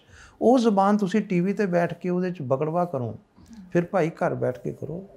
ਬਕੜਵਾ ਤਾਂ ਘਰ ਬੈਠ ਕੇ ਹੋ ਸਕਦੀ, ਬੰਦ ਕਮਰੇ 'ਚ ਹੋ ਸਕਦੀ ਹੈ, ਪਬਲਿਕ 'ਚ ਨਹੀਂ ਹੋ ਸਕਦੀ। ਸੋ ਇਹ ਮੈਂ ਹੀ ਕਹਿਣਾ ਚਾਹੁੰਦਾ ਸੀ ਕਿ ਜੇ ਤੁਸੀਂ ਐਂਕਰਿੰਗ ਕਰਨੀ ਹੈ, ਮੰਚ 'ਤੇ ਬੋਲਣਾ ਹੈ, ਤਾਂ ਤੁਹਾਡੇ ਮੂੰਹ 'ਚੋਂ ਫੁੱਲ ਕਿਰਨੇ ਚਾਹੀਦੇ ਨੇ ਬਸ। ਕਹਿੰਦੇ ਤੁਹਾਡੇ ਬੋਲਦੇ ਦੇ ਮੂੰਹ 'ਚੋਂ ਫੁੱਲ ਕਿਰਦੇ ਨੇ। ਸੋ ਜੇ ਕੰਡੇ ਕਿਰਨ ਲੱਗ ਗਏ ਤਾਂ ਫਿਰ ਕੰਡੇ ਆਪਣੀ ਜੀਭ ਨੂੰ ਵੱਢਦੇ, ਯਾਦ ਰੱਖਣ ਦੀ ਲੋੜ। ਜੀ ਰਾਜੀਵ ਸਰ, ਵੈਸੇ ਵੀ ਆਪਣੇ ਤੁਸੀਂ ਤਾਂ ਚਲੋ ਪੰਜਾਬੀ ਮਾਂ ਬੋਲੀ 'ਤੇ ਇੰਨੀ ਮਹਾਰਤ ਆ ਤੁਹਾਡੀ, ਹਰ ਇਨਸਾਨ ਦੀ ਹੋਣੀ ਚਾਹੀਦੀ। ਆਪਣੇ ਤਾਂ ਵੈਸੇ ਪੰਜਾਬੀਆਂ 'ਚ ਕਹਿ ਦਿੰਦੇ ਆ ਕਿ ਇੱਟ ਤਾਂ ਕਿਸੇ ਨੂੰ ਬੋਰੀ 'ਚ ਲਪੇਟ ਕੇ ਵੀ ਮਾਰੀ ਜਾ ਸਕਦੀ ਹੈ, ਜ਼ਰੂਰੀ ਨਹੀਂ ਕਿ ਤੁਸੀਂ ਫੜਾ ਕੇ ਛੱਡਣੇ ਹੈ ਨਾ। ਸਰ, ਜਦੋਂ ਤੁਸੀਂ ਐਂਕਰਿੰਗ ਸ਼ੁਰੂ ਕੀਤੀ ਸੀ ਤਾਂ ਮੈਂ ਜਦੋਂ ਤੁਹਾਡੀਆਂ ਗੱਲਾਂ ਹੁਣ 2-3 ਦਿਨ ਸੁਣਦੀ ਰਹੀ ਬੈਠ ਕੇ, ਤਾਂ ਤੁਸੀਂ ਕਿਹਾ ਵੀ ਜਦੋਂ ਮੈਂ ਸ਼ੁਰੂ ਕੀਤਾ ਤਾਂ ਮੈਨੂੰ ਲੱਗਿਆ ਸੀ ਵੀ ਜਿਹੜਾ ਮੇਰੀ ਕੱਦ ਕਾਠੀ ਆ ਜਾਂ ਜਿਹੜਾ ਮੇਰਾ ਰੰਗ ਰੂਪ ਆ, ਇਹ ਐਂਕਰਿੰਗ ਲਈ ਫਿੱਟ ਆ, ਹੈ ਨਾ। ਖਿਡਾਰੀ ਮੈਂ ਬਣ ਨਹੀਂ ਸਕਦਾ ਕਿਉਂਕਿ ਉਹ ਬੜੇ ਖੂਬਸੂਰਤ ਹੁੰਦੇ ਆ, ਜਾਂ ਇਹ ਗੱਲਾਂ ਤੁਹਾਡੇ ਦਿਮਾਗ 'ਚ ਸੀ। ਪਰ ਹੁਣ ਜਿਵੇਂ ਅਸੀਂ ਇਸ ਲਾਈਨ ਦੇ ਵਿੱਚ ਸਫ਼ਰ ਕਰ ਰਹੇ ਹਾਂ, ਜਾਂ ਅਸੀਂ ਇਸ ਮਾਧਿਅਮ ਨਾਲ ਜੁੜੇ ਹੋਏ ਹਾਂ, ਤਾਂ ਸਾਨੂੰ ਲੱਗਦਾ ਹੁੰਦਾ ਕਿ ਇਸ ਟਾਈਮ 'ਤੇ ਐਂਕਰਿੰਗ ਕਿਤੇ ਨਾ ਕਿਤੇ ਤੁਹਾਡੇ ਸੁਹੱਪਣ 'ਤੇ ਨਿਰਭਰ ਕਰਦੀ ਹੈ, ਕੁਆਲਿਟੀ ਨਾਲੋਂ ਜ਼ਿਆਦਾ ਜਿਹੜਾ ਚਿਹਰਿਆਂ ਨੂੰ ਪ੍ਰੈਫਰੈਂਸ ਦਿੱਤੀ ਜਾਂਦੀ ਹੈ ਨਾ। ਤੁਸੀਂ ਵੀ ਇਹ ਚੀਜ਼ ਸੋਚਦੇ ਹੋ? ਨਹੀਂ ਰਾਜੀ, ਮੈਂ ਸੋਚਦਾ ਨਹੀਂ, ਮੈਂ ਦੇਖਦਾ। ਐਂਕਰਿੰਗ ਮੇਰਾ ਕੋਈ ਪ੍ਰੋਫੈਸ਼ਨ ਨਹੀਂ। ਐਂਕਰਿੰਗ ਤਾਂ ਮੈਂ ਸਿਰਫ ਪੰਜਾਬੀ ਜ਼ਬਾਨ ਦੇ ਪ੍ਰਚਾਰ ਪ੍ਰਸਾਰ ਲਈ ਮਾਧਿਅਮ ਵਰਤਾ, ਜਦ ਕਿ ਮੈਨੂੰ ਢਾਉਣ ਲਈ ਇਹੀ ਤਰੀਕਾ ਹੈ ਵੀ ਇਹ ਤਾਂ ਐਂਕਰ ਹੈ। ਮੇਰੀਆਂ 82 ਕਿਤਾਬਾਂ ਭੁੱਲ ਜਾਂਦੀਆਂ, ਮੇਰੇ 40 PhD ਇੱਕ ਪਾਸੇ ਹੋ ਜਾਂਦੇ ਆ, ਅਤੇ ਐਂਕਰ ਕਹਿ ਕੇ ਮਤਲਬ ਮੇਰਾ ਕੰਮ ਰੱਦਿਆ ਜਾ ਸਕਦਾ, ਪਰ ਕੋਈ ਦਿੱਕਤ ਨਹੀਂ। ਅਤੇ ਮੈਂ ਮਾਂ ਬੋਲੀ ਦੇ ਪ੍ਰਚਾਰ ਲਈ, ਮਤਲਬ ਮੈਂ ਜੇ ਜੱਜਾਂ ਦੇ, ਵਕੀਲਾਂ ਦੇ ਫੰਕਸ਼ਨ 'ਚ ਐਂਕਰਿੰਗ ਕਰਕੇ ਆਇਆ, ਜਿਵੇਂ ਉੱਥੇ ਪਾਤਰ ਸਾਹਿਬ ਦਾ ਸ਼ੇਰ ਸੁਣਾਇਆ, ਤਾਂ ਉਹ ਸ਼ੇਰ ਸਭ ਨੂੰ ਯਾਦ ਹੋ ਗਿਆ। ਉਹ ਮੇਰਾ ਜੁਮਲਾ ਇਹ ਸੀ ਕਿ 2 ਤਰ੍ਹਾਂ ਦੇ ਬੰਦੇ ਹੁੰਦੇ ਆ, ਇੱਕ ਸੋਹਣੇ ਸੁਨੱਖੇ ਗੋਰੇ ਚਿੱਟੇ ਰੱਬ ਦੀਆਂ ਫੌਜਾਂ, ਦੂਜੇ ਦੇਸੀ ਫੌਜਾਂ। ਜਿਹੜੇ ਸੋਹਣੇ ਸੁਨੱਖੇ ਗੋਰੇ ਚਿੱਟੇ ਲੰਬੇ ਲੰਝੇ ਹੁੰਦੇ ਆ, ਉਹ ਅੰਦਰੋਂ ਬਾਹਰ ਵੱਲ ਆਉਂਦੇ ਆ, ਉਹ ਖਿਡਾਰੀ ਬਣਦੇ ਆ। ਪਰ ਜਿਹੜੇ ਵਿਚਾਰੇ ਦੇਸੀ ਹੁੰਦੇ ਆ, ਉਹ ਬਾਹਰੋਂ ਅੰਦਰ ਵੱਲ ਜਾਂਦੇ ਆ, ਉਹ ਫਿਰ ਲਿਖਾਰੀ ਬਣਦੇ ਆ। ਅਤੇ ਉਹਦਾ ਮੈਂ ਤੇ ਸ਼ਬਦ ਜੁਮਲਾ ਤਾਂ ਵਰਤਿਆ ਸੀ, ਜਦੋਂ ਮੈਂ ਕਿਤੇ ਜਾ ਕੇ ਖੜ੍ਹ ਜਾਂ ਅਤੇ ਬੰਦੇ ਨੂੰ ਲੱਗਦਾ ਨਹੀਂ ਵੀ ਅੱਛਾ ਇਹ ਵੀ ਕੁਛ ਹੈਗਾ, ਪਰ ਜਦੋਂ ਮੈਂ ਬੋਲਦਾ ਫਿਰ ਮੈਂ ਪ੍ਰੂਵ ਕਰਦਾ ਕਿ ਮੈਂ ਕੀ ਹਾਂ। ਸੋ ਜਦੋਂ ਤੁਸੀਂ ਆਪਣੇ ਆਪ ਨੂੰ ਪ੍ਰੂਵ ਕਰਨਾ ਹੋਵੇ, ਹੁਣ ਇੱਕ ਹੋਰ ਬੜੀ ਹਾਸੇ ਵਾਲੀ ਗੱਲ ਹੈ ਵੀ ਜਦੋਂ ਕੋਈ ਬੰਦਾ ਮਿਲਦਾ ਜੇ ਤਾਂ ਮੇਰੀ ਸ਼ਕਲ ਦੇਖੇ ਫਿਰ ਤਾਂ ਕਹੂਗਾ ਹਿੰਦੀ ਦਾ ਪ੍ਰੋਫੈਸਰ ਹੋਊਗਾ, ਜੇ ਮੇਰੀ ਅਕਲ ਦੇਖ ਕੇ ਉਹ ਸੋਚੋ ਅੰਗਰੇਜ਼ੀ ਦਾ ਹੋਊਗਾ, ਨਕਲ ਦੇਖ ਕੇ ਡਰਾਮੇ ਦਾ ਹੋਊਗਾ। ਪਰ ਮੈਂ ਬੋਲਦਾ ਫਿਰ ਪਤਾ ਲੱਗਦਾ। ਇੱਕ ਵਾਰ ਮੈਂ ਕਿਸੇ ਦੇ ਘਰ ਗਿਆ ਅਤੇ ਉੱਥੇ ਮੈਂ ਚੱਕ ਕੇ ਪੰਜਾਬੀ ਟਿਊਨ ਪੜ੍ਹ ਲਿਆ। ਉਹ ਕਹਿੰਦੇ ਨਹੀਂ ਵੀਰ ਜੀ ਇਹ ਰਹਿਣ ਦਿਓ, ਤਾਂ ਪੰਜਾਬੀ ਦਾ ਮੈਂ ਤੁਹਾਨੂੰ ਹਿੰਦੀ ਦਾ ਲਿਆ ਦਿੰਦੀ ਹਾਂ। ਮੈਂ ਜੀ ਮੇਰੇ ਮੂੰਹ 'ਤੇ ਲਿਖਿਆ ਕਿ ਮੇਰੀ ਹਿੰਦੀ ਹੈ। ਅਤੇ ਜੇ ਮੇਰੀ ਕੋਈ ਤਾਰੀਫ ਹੁੰਦੀ ਹੈ, ਬੰਦਾ ਕਹਿੰਦਾ ਜੀ ਤੁਹਾਡੀ ਬੜੀ ਤਾਰੀਫ ਹੁੰਦੀ ਹੈ, ਇਹ ਵੀ ਐਂਕਰਿੰਗ ਨਾਲ ਜੁੜੀ ਹੋਈ ਹੈ, ਕਿੰਨੀ ਖੁਸ਼ੀ ਹੁੰਦੀ ਹੈ। ਮੈਂ ਜੀ ਬਸ ਤਾਰੀਫ ਹੀ ਮੈਨੂੰ ਖੁਸ਼ੀ ਨਹੀਂ ਦਿੰਦੀ। ਕਹਿੰਦੇ ਕਿਉਂ? ਮੈਂ ਕਿਹਾ ਜਿਹੜੀ ਵੱਡੀ ਤੋਂ ਵੱਡੀ ਤਾਰੀਫ ਕੋਈ ਬੰਦਾ ਦਿੰਦਾ ਨਾ, ਵੀ ਅੱਜ ਡਾਕਟਰ ਸਾਹਿਬ ਨੂੰ ਇੰਨੀ ਤਾਰੀਫ ਕਰਤੀ, ਉਹ ਤਾਰੀਫ ਕੀ ਹੁੰਦੀ ਹੈ? ਮੈਂ ਸਟੇਜ ਤੋਂ ਉਤਰਾਂ, ਡਾਕਟਰ ਸਾਹਿਬ ਵਾਹ ਕਮਾਲ ਹੈ, ਤੁਹਾਡੇ ਮੂੰਹੋਂ ਫੁੱਲ ਕਿਰਦੇ, ਮਜ਼ਾ ਆ ਗਿਆ ਸੁਣ ਕੇ। ਮਤਲਬ ਸਭ ਤੋਂ ਵੱਡੀ ਤਾਂ ਗੱਲ ਇਹ ਹੈ ਵੀ ਤੁਸੀਂ ਹਿੰਦੂ ਹੋ ਕੇ ਇੰਨੀ ਚੰਗੀ ਪੰਜਾਬੀ ਬੋਲਦੇ ਹੋ। ਮੈਂ ਕਿਹਾ ਉਦੋਂ ਮੇਰਾ ਵਸ ਨਹੀਂ ਚੱਲਦਾ ਵੀ ਧਰਤੀ ਮਾਤਾ ਮੈਨੂੰ ਸੰਭਾਲਵੇ। ਮੈਂ ਉਹਨੂੰ ਕਹਿੰਦਾ ਭਰਾ ਮੈਂ ਪੰਜਾਬੀ ਹੋਣ ਕਰਕੇ ਪੰਜਾਬੀ ਬੋਲਦਾ, ਅਤੇ ਹਰ ਪੰਜਾਬੀ ਨੂੰ ਇਹੋ ਜਿਹੀ ਬੋਲੀ ਬੋਲਣੀ ਚਾਹੀਦੀ ਹੈ। ਸੋ ਜਿਹੜੀ ਤੁਸੀਂ ਦੂਜੀ ਗੱਲ ਆਖੀ ਦੈਟ ਇਜ਼ ਫੈਕਟ, ਕਿ ਜਿਉਂ-ਜਿਉਂ ਅਸੀਂ ਕਮਰਸ਼ਲਾਈਜੇਸ਼ਨ 'ਚ ਆਏ ਤਾਂ ਸ਼ਕਲਾਂ ਵੀ ਇੰਪੋਰਟੈਂਟ ਹੋ ਗਈਆਂ। ਮੇਰਾ ਖਿਆਲ ਹੈ ਦੂਰਦਰਸ਼ਨ 'ਤੇ ਪਹਿਲੀ ਵਾਰੀ ਜਦੋਂ ਕਹਿ ਲਓ ਵੀ ਐਂਕਰਿੰਗ ਥੰਮ ਨੂੰ ਅਸਾਈਨਮੈਂਟ ਬਦਲੀ, ਇੱਕ ਸਨਮੁਖ ਪ੍ਰੋਗਰਾਮ ਸੀ ਸਰਬਜੀਤ ਬੋਹਰਾ ਦਾ। ਇਹਨੂੰ ਵੀ 20-22 ਸਾਲ ਹੋ ਗਏ ਹੋਣੇ। ਉਸੇ ਕਲਾਕਾਰਾਂ ਦੇ ਜੀਵਨ 'ਤੇ ਉਹ ਕਹਿੰਦੇ ਸਰ ਤੁਸੀਂ ਇਹਦੀ ਸਕ੍ਰਿਪਟ ਲਿਖੋ। ਮੈਂ ਕਿਹਾ ਸਕ੍ਰਿਪਟ ਲਿਖਾਂ ਮੈਂ ਐਂਕਰਿੰਗ ਨਹੀਂ? ਕਹਿੰਦੇ ਐਂਕਰਿੰਗ ਤੁਸੀਂ ਨਹੀਂ ਕਰਨੀ, ਸਕ੍ਰਿਪਟ ਲਿਖਣੀ। ਉਹ ਮੈਂ ਸਕ੍ਰਿਪਟ ਲਿਖੀ। ਉਹ ਬਾਅਦ 'ਚ ਕੋਈ ਬੀਬਾ ਬੋਲਦੀ ਸੀ ਉੱਥੇ, ਉਦੋਂ ਨਵਾਂ ਬੀਬੀਆਂ ਸਟੇਜ 'ਤੇ ਆਈਆਂ। ਬੜੀ ਅੱਛੀ ਗੱਲ ਹੈ ਬੀਬੀਆਂ ਸਕਰੀਨ 'ਤੇ ਆਈਆਂ, ਮੈਨੂੰ ਬਹੁਤ ਜ਼ਿਆਦਾ ਖੁਸ਼ੀ ਹੈ। ਔਰ ਬੜਾ ਨਾਂ ਕਮਾਇਆ ਸਤਿੰਦਰ ਸੱਤੀ ਤੋਂ ਲੈ ਕੇ ਆਸ਼ਾ ਸ਼ਰਮਾ ਤੋਂ ਤੁਹਾਡੇ ਤੱਕ, ਬਹੁਤ ਅੱਛੀ ਗੱਲ ਹੈ। ਪਰ ਜਿਹੜੇ ਤੁਸੀਂ ਖੁਦ ਇਹ ਗੱਲ ਕਿਹਾ ਕੁੜੀ ਹੋ ਕੇ, ਮੈਂ ਸ਼ਾਇਦ ਨਾ ਕਹਿੰਦਾ, ਕਿ ਜਦੋਂ ਕੁੜੀਆਂ ਐਂਕਰਿੰਗ ਕਰਦੀਆਂ ਤਾਂ ਇਹਦਾ ਮਤਲਬ ਹੁੰਦਾ ਕਿ ਉਹਦੇ ਫੇਸ ਵੈਲਿਊ ਨੰਬਰ 1 ਰੱਖਦੇ, ਜਿਹੜੀ ਕਿ ਨਹੀਂ ਰੱਖਣੀ ਚਾਹੀਦੀ। ਉਸ ਕਰਕੇ ਹੌਲੀ ਹੌਲੀ ਇਹ ਜਿਹੜਾ ਖੇਤਰ ਹੈ ਮਰਦਾਂ ਕੋਲੋਂ ਘਟ ਗਿਆ, ਜਾਂ ਫਿਰ 2 ਐਂਕਰਾਂ ਵਾਲੀ ਗੱਲ ਆ ਗਈ, ਹੈ ਨਾ। ਅੱਛਾ ਹੁਣ ਇਹ ਕਮਰਸ਼ੀਅਲ ਹੋ ਗਿਆ। ਜਦੋਂ ਅਸੀਂ ਐਂਕਰਿੰਗ ਸ਼ੁਰੂ ਕੀਤੀ ਉਦੋਂ ਇੱਕ ਬੜਾ ਮਤਲਬ ਸਧਾਰਨ ਕੀਤਾ ਸੀ, ਅਤੇ ਹੁਣ ਸ਼ਾਹਰੁਖ ਖਾਨ ਵੀ ਐਂਕਰਿੰਗ ਕਰਦਾ, ਅਕਸ਼ੇ ਕੁਮਾਰ ਵੀ ਐਂਕਰਿੰਗ ਕਰਦਾ। ਜਦੋਂ ਕੋਈ ਪ੍ਰੋਫੈਸ਼ਨਲ ਗਲੋਰੀਫਾਈ ਹੋ ਜਾਂਦਾ ਫਿਰ ਸਾਰੇ ਕਰਦੇ ਨੇ। ਇਹ ਮੈਨੂੰ ਕੋਈ ਇਸ ਦਾ ਕੋਈ ਮਲਾਲ ਨਹੀਂ, ਹਰ ਤਰ੍ਹਾਂ ਦਾ ਬੰਦਾ, ਜਿੱਥੇ ਮੇਰੀ ਐਂਕਰਿੰਗ ਲੋੜ ਹੋਵੇ ਮੈਂ ਹੀ ਕਰੂੰਗਾ, ਜਿੱਥੇ ਕੋਈ ਮਤਲਬ ਇੰਟਲੈਕਚੁਅਲ ਗੱਲ ਹੈ, ਕੋਈ ਹੋਰ ਗੁਫ਼ਤਗੂ ਹੈ। ਅੱਛਾ ਮੈਂ ਵੀ ਆਪਣੇ ਆਪ ਨੂੰ ਬੜਾ ਸੀਮਤ ਕੀਤਾ ਹੋਇਆ। ਮੈਂ ਕਦੇ ਕੋਈ ਇਹੋ ਜਿਹੇ ਹਲਕੇ ਫੁਲਕੇ ਪ੍ਰੋਗਰਾਮ ਨਹੀਂ ਐਂਕਰ ਕੀਤੇ, ਮੈਂ ਗੰਭੀਰ ਪ੍ਰੋਗਰਾਮ ਕੀਤੇ। ਹਾਂ ਹੁਣ ਜਿਹੜੇ ਮਰਜ਼ੀ ਖੇਤਰ ਦੇ ਹੋਣ, ਪਰ ਐਂਕਰਿੰਗ ਤੋਂ ਪੈਸਾ ਕਮਾਉਣਾ ਮੇਰਾ ਕਦੇ ਲਾਲਚ ਨਹੀਂ ਰਿਹਾ। ਇਸ ਲਈ ਵੱਡੇ ਕਲਚਰ ਪ੍ਰੋਗਰਾਮਾਂ ਜਿੱਥੇ ਵੱਡੀਆਂ ਫੀਸਾਂ ਮਿਲ ਸਕਦੀਆਂ, that was not my job. ਕਿਉਂਕਿ ਮੈਨੂੰ ਤਾਂ ਯੂਨੀਵਰਸਿਟੀ ਤੋਂ ਤਨਖਾਹ ਮਿਲਦੀ ਹੈ ਰੋਜ਼ੀ ਰੋਟੀ ਲਈ। ਮੈਂ ਤਾਂ ਆਪਣੀ ਜ਼ੁਬਾਨ ਲਈ ਕਹਿ ਲਓ ਦੇ ਕੰਮ ਲਈ ਬਹਾਨੇ ਸਿਰ ਆਪਣੀ ਭਾਸ਼ਾ ਨੂੰ ਕਰਦਾ ਸੀ। ਕਈ ਵਾਰ ਤਾਂ ਲਤੀਫੇ ਹੀ ਬਣੇ ਹੋਏ ਨੇ। ਮੇਰੇ ਇੱਕ ਬੜੇ ਸੀਨੀਅਰ ਦੋਸਤ ਨੇ ਕਮੈਂਟ ਕੀਤਾ ਕਿਤੇ, ਮੈਨੂੰ ਉਹਨੇ ਕਮੈਂਟ ਪਹੁੰਚਾਇਆ, ਇਹਦਾ ਕੀ ਹੈ? ਕਹਿੰਦਾ ਇਹ ਤਾਂ ਕਹਿੰਦਾ ਡੰਗਰਾਂ ਦੀ ਮੰਡੀ 'ਚ ਖੜ੍ਹ ਕੇ ਵੀ ਬੋਲ ਦੂਗਾ। ਮੈਂ ਕਿਹਾ ਯਾਰ ਉਹਨੇ ਬਿਲਕੁਲ ਠੀਕ ਕਿਹਾ, ਮੈਂ ਕੱਲ੍ਹ ਹੀ ਤਾਂ ਉਹਦਾ ਰੂਬਰੂ ਕਰਾ ਕੇ ਆਇਆ। ਸੋ ਇਸ ਲਈ ਮੈਨੂੰ ਕੋਈ ਫਰਕ ਨਹੀਂ ਪਿਆ, ਪਰ ਮੈਨੂੰ ਇਸ ਗੱਲ ਦੀ ਖੁਸ਼ੀ ਹੈ ਕਿ ਬਹੁਤ ਸਾਰੇ ਬੰਦਿਆਂ ਨੇ ਇੱਕ ਬੁਲਾਰੇ ਹੋਣ ਦੇ ਰਾਹੀਂ ਆਪਣੀ ਪੰਜਾਬੀ ਲੋਕਾਂ ਤੱਕ ਪਹੁੰਚਾਈ ਹੈ। ਪਾਤਰ ਸਾਹਿਬ ਬਹੁਤ ਵੱਡੇ ਸ਼ਾਇਰ ਨੇ, ਪਰ ਉਹ ਓਡੇ ਹੀ ਵੱਡੇ ਬੁਲਾਰੇ ਨੇ। ਉਹ ਜਿੰਨਾ ਸੋਹਣਾ ਲਿਖਦਾ ਉਹਨਾਂ ਸੋਹਣਾ ਬੋਲਦੇ ਆ, ਨਹੀਂ ਕੰਬੀਨੇਸ਼ਨ ਦੇਖ ਕੇ ਤੁਹਾਨੂੰ ਖੁਸ਼ੀ ਹੋ ਜਾਂਦੀ ਹੈ। ਸੋ ਜਿਨ੍ਹਾਂ ਨੂੰ ਰੱਬ ਨੇ ਦੋਨੋਂ ਬਖਸ਼ਿਸ਼ਾਂ ਦਿੱਤੀਆਂ, ਬੰਦਾ ਲਿਖ ਕੇ ਵੀ ਗੱਲ ਕਰ ਸਕੇ, ਬੋਲ ਕੇ ਵੀ ਗੱਲ ਕਰ ਸਕੇ, ਅਤੇ ਤੀਜੀ ਖੁਸ਼ਕਿਸਮਤੀ ਜੋ ਕੁੜੀਆਂ ਨੂੰ ਬਹੁਤੀ ਮਿਲਦੀ ਹੈ ਕਿ ਬਿਨਾਂ ਬੋਲੇ ਗੱਲ ਕਰ ਸਕੋ, ਚੁੱਪ ਰਹਿ ਕੇ ਬੋਲ ਸਕੋ। ਸੋ ਜਿਹਨੂੰ ਚੁੱਪ ਰਹਿ ਕੇ ਬੋਲਣਾ ਆ ਗਿਆ ਤਾਂ ਉਸ ਤੋਂ ਵੱਡੀ ਤਾਂ ਗੱਲ ਨਹੀਂ। ਦੁੱਖ ਬੋਲ ਕੇ ਜੇ ਦੱਸਿਆ ਤਾਂ ਕੀ ਦੱਸਿਆ। ਸੋ ਜਿਹੜੀ ਖਾਮੋਸ਼ੀ ਦੀ ਭਾਸ਼ਾ ਤੁਹਾਨੂੰ ਬੋਲਣੀ ਆ ਜਾਏ ਅਤੇ ਸਮਝ ਨਹੀਂ ਆ ਜਾਏ, ਮੈਨੂੰ ਸ਼ਾਇਦ ਬੋਲਣੀ ਨਾ ਆਉਂਦੀ ਹੋਵੇ ਪਰ ਮੈਨੂੰ ਸਮਝਣੀ ਜ਼ਰੂਰ ਆਉਂਦੀ ਹੈ। ਸਰ ਨਹੀਂ, ਤੁਹਾਡਾ ਇਹ ਸ਼ਿਕਵਾ ਮੈਂ ਬਿਲਕੁਲ ਨਹੀਂ ਮੰਨ ਸਕਦੀ ਕਿ ਤੁਹਾਡੀਆਂ ਜਿਹੜੀਆਂ 42 ਕਿਤਾਬਾਂ ਨੇ ਉਹਨਾਂ ਨੂੰ ਇੱਕ ਪਾਸੇ ਰੱਖ ਕੇ ਐਂਕਰਿੰਗ ਤੌਰ 'ਤੇ ਆਪਣੇ ਦੋਸਤਾਂ ਦੇ ਤੌਰ 'ਤੇ ਹੁੰਦਾ ਨਾ ਕਿ ਜੀ ਐਂਕਰ ਨੇ। ਇੱਕ ਵਾਰੀ ਮੈਨੂੰ ਯਾਦ ਹੈ ਇੱਕ ਬੜਾ ਵੱਡਾ ਲੇਖਕ ਦੋਸਤ, ਮੈਂ ਕਿਹਾ ਯਾਰ ਇਹ ਨਾਮ ਨੂੰ ਜੇ ਮੈਨੂੰ ਕਦੇ ਦਿੰਦੇ ਹੀ ਨਹੀਂ। ਕਹਿੰਦੇ ਫਿਰ ਤੂੰ ਤਾਂ ਐਂਕਰਿੰਗ ਕਰਦਾ। ਅੱਛਾ ਜੀ। ਮਤਲਬ ਜਿਵੇਂ ਨਾ ਬੰਦਾ ਗੁਨਾਹ ਕਰਦਾ ਹੁੰਦਾ ਵੀ ਸ਼ਰਾਬ, ਹਰ ਸਾਡੇ 99% ਲੇਖਕ ਸ਼ਰਾਬ ਪੀਂਦੇ ਆ, ਉਹਦੀ ਸ਼ਰਾਬ ਤਾਂ ਜਾਇਜ਼ ਹੈ, ਪਰ ਐਂਕਰਿੰਗ ਸਵੀਕਾਰ। ਹੁਣ ਵੈਸੇ ਮੈਂ ਛੱਡ ਚੁੱਕਾ ਹੈ, ਉਹ ਮੇਰੀ ਮਜਬੂਰੀ ਬਣ ਗਈ ਵੀ ਜਦੋਂ ਪ੍ਰੋਫੈਸਰ ਬਣ ਗਏ, ਡਾਇਰੈਕਟਰ ਬਣ ਗਏ, ਪ੍ਰੋਫੈਸਰ ਐਮੈਰਿਟਸ ਬਣ ਗਏ, ਅਤੇ ਹੁਣ ਉਹ ਜਿਹਨਾਂ ਨੂੰ ਪੇਸ਼ ਕਰਨਾ ਹੁੰਦਾ ਹੈ ਉਹ ਤੁਹਾਡੇ ਤੋਂ ਜੂਨੀਅਰ ਹੁੰਦੇ ਨੇ। ਮੈਨੂੰ ਕੋਈ ਇਤਰਾਜ਼ ਨਹੀਂ, ਪਰ ਹੌਲੀ ਹੌਲੀ ਉਹਨਾਂ ਨੇ ਆਪੇ ਕਹਿਣਾ ਬੰਦ ਕਰਤਾ। ਡਾਕਟਰ ਸਾਹਿਬ ਸਿੰਘ ਤੁਹਾਡੇ 'ਤੇ ਇੱਕ ਆਰਟੀਕਲ ਲਿਖਦੇ ਨੇ ਤਾਂ ਉਹਦੇ ਵਿੱਚ ਮੈਨੂੰ ਲੱਗਦਾ ਸੀਗਾ ਕਿ ਤੂੰ ਤਾਂ ਕੁੜੀਏ ਪੂਰੀ ਪੇਪਰ ਦੇਣ ਨੂੰ ਤਿਆਰੀ ਕਰਕੇ ਆਈ। Very nice. ਬਿਲਕੁਲ ਸਰ, ਉਹਨਾਂ ਨੇ ਲਿਖਿਆ ਸੀ ਕਿ ਉਹਨਾਂ ਨੂੰ ਤੁਹਾਡੀ ਜ਼ਿੰਦਗੀ ਦਾ ਸਭ ਤੋਂ ਖੂਬਸੂਰਤ ਰੰਗ ਹੀ ਇਹ ਲੱਗਦਾ ਹੈ ਕਿ ਜਦੋਂ ਕਿਤੇ ਸਟੇਜ ਹੋਸਟ ਕਰਨੀ ਹੁੰਦੀ ਹੈ ਤਾਂ ਤੁਸੀਂ ਉਹਨਾਂ ਨੂੰ ਕਹਿ ਦਿੰਦੇ ਵੀ ਕੋਈ ਗੱਲ ਨਹੀਂ ਤੂੰ ਆਪਣਾ ਕੰਮ ਸੰਭਾਲ, ਸਟੇਜ ਮੈਂ ਸੰਭਾਲ ਲਾਂਗਾ, ਹੈ ਨਾ। ਤਾਂ ਇਹ ਮਾਣ ਵਾਲੀ ਹੋਈ ਗੱਲ ਹੁੰਦੀ ਹੈ ਕਿ ਕਿਸੇ ਨੂੰ ਤੁਹਾਡੇ 'ਤੇ ਇੰਨਾ ਫਖਰ ਹੋਵੇ।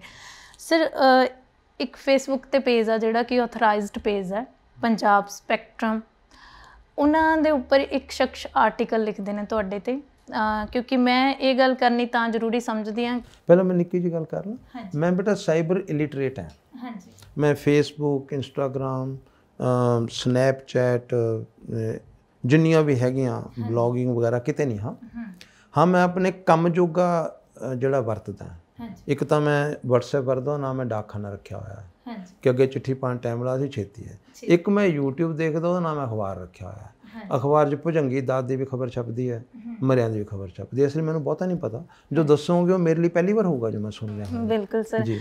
ਉੱਥੇ ਇੱਕ ਸ਼ਖਸ ਆਰਟੀਕਲ ਲਿਖਦੇ ਨੇ, ਉਹਨਾਂ ਦਾ ਕਹਿਣਾ ਹੈ ਕਿ ਤੁਹਾਡੇ ਜਿਹੜਾ ਅਜੀਤ ਅਖਬਾਰ ਦੇ ਵਿੱਚ ਇੱਕ ਕਾਲਮ ਆਉਂਦਾ ਸੀ ਅਦਬ ਦੇ ਆਰ ਪਰ, ਮੈਂ ਵੀ ਪੜ੍ਹਦੀ ਰਹੀ ਹਾਂ 8 ਸਾਲ 2004 ਤੋਂ 11 ਤੱਕ। ਹਾਂਜੀ, ਤਾਂ ਉਹਦੇ ਬਾਰੇ ਉਹ ਲਿਖਦੇ ਨੇ ਕਿ ਉਹਨਾਂ ਨੇ ਉਸ ਆਰਟੀਕਲ ਦੇ ਰਿਗਾਰਡਿੰਗ ਇੱਕ ਆਰਟੀਕਲ ਆ ਜਿਹੜਾ ਲਿਖਿਆ, ਜਿਹਦੇ ਤੋਂ ਨਾਰਾਜ਼ ਹੋ ਕੇ ਤੁਸੀਂ ਨੇ ਉਹਨਾਂ ਦੇ ਅੱਧੇ ਤੋਂ ਜ਼ਿਆਦਾ ਵਿਦਿਆਰਥੀ ਨੇ ਜਿਹੜੇ ਫੇਲ ਕਰਤੇ, ਹੈ ਨਾ। ਆਰਟੀਕਲ ਦਾ ਟਾਈਟਲ ਉਹ ਦਿੰਦੇ ਨੇ ਕਿ ਕਿੱਦਾਂ ਯੂਨੀਵਰਸਿਟੀਆਂ ਦੇ ਪ੍ਰੋਫੈਸਰ। ਹਾਂਜੀ, ਮੈਂ ਕੁਛ ਵੀ ਹੋ ਸਕਦਾ। ਪਹਿਲੀ ਗੱਲ ਤਾਂ ਮੈਂ ਕਿਸ ਦਾ ਮਾੜਾ ਕਰਨ ਬਾਰੇ ਸੋਚ ਹੀ ਨਹੀਂ ਸਕਦਾ, ਨੈਕਸਟ ਟੂ ਇੰਪੋਸੀਬਲ। ਔਰ ਮੈਂ ਕਿਸੇ ਨੂੰ ਫੇਲ ਕਰਦਾ ਇੰਪੋਸੀਬਲ। ਮੈਂ ਤਾਂ ਟੀਚਰ ਹਾਂ। ਕੋਈ ਇੱਕ ਬੰਦਾ, ਕੋਈ ਸਟੂਡੈਂਟ ਆ ਕੇ ਮੈਨੂੰ ਕਹਿ ਦੇਵੇ ਕਿ ਮੈਂ ਤਾਂ ਜਾਣ ਦੇਣਾ ਸਟੂਡੈਂਟ ਲਈ, ਉਹਨਾਂ ਦੀ ਕੋਈ ਆਪਣੀਆਂ ਫਿਕਸੇਸ਼ਨਸ ਹੋਣਗੀਆਂ। ਕੁਦਰਤੀ ਉਹ ਵੀ ਡਾਇਰੈਕਟਲੀ ਇੰਡਾਇਰੈਕਟਲੀ ਕਿਸੇ ਨਾ ਕਿਸੇ ਰੂਪ 'ਚ ਮੇਰੇ ਸਟੂਡੈਂਟ ਨੇ।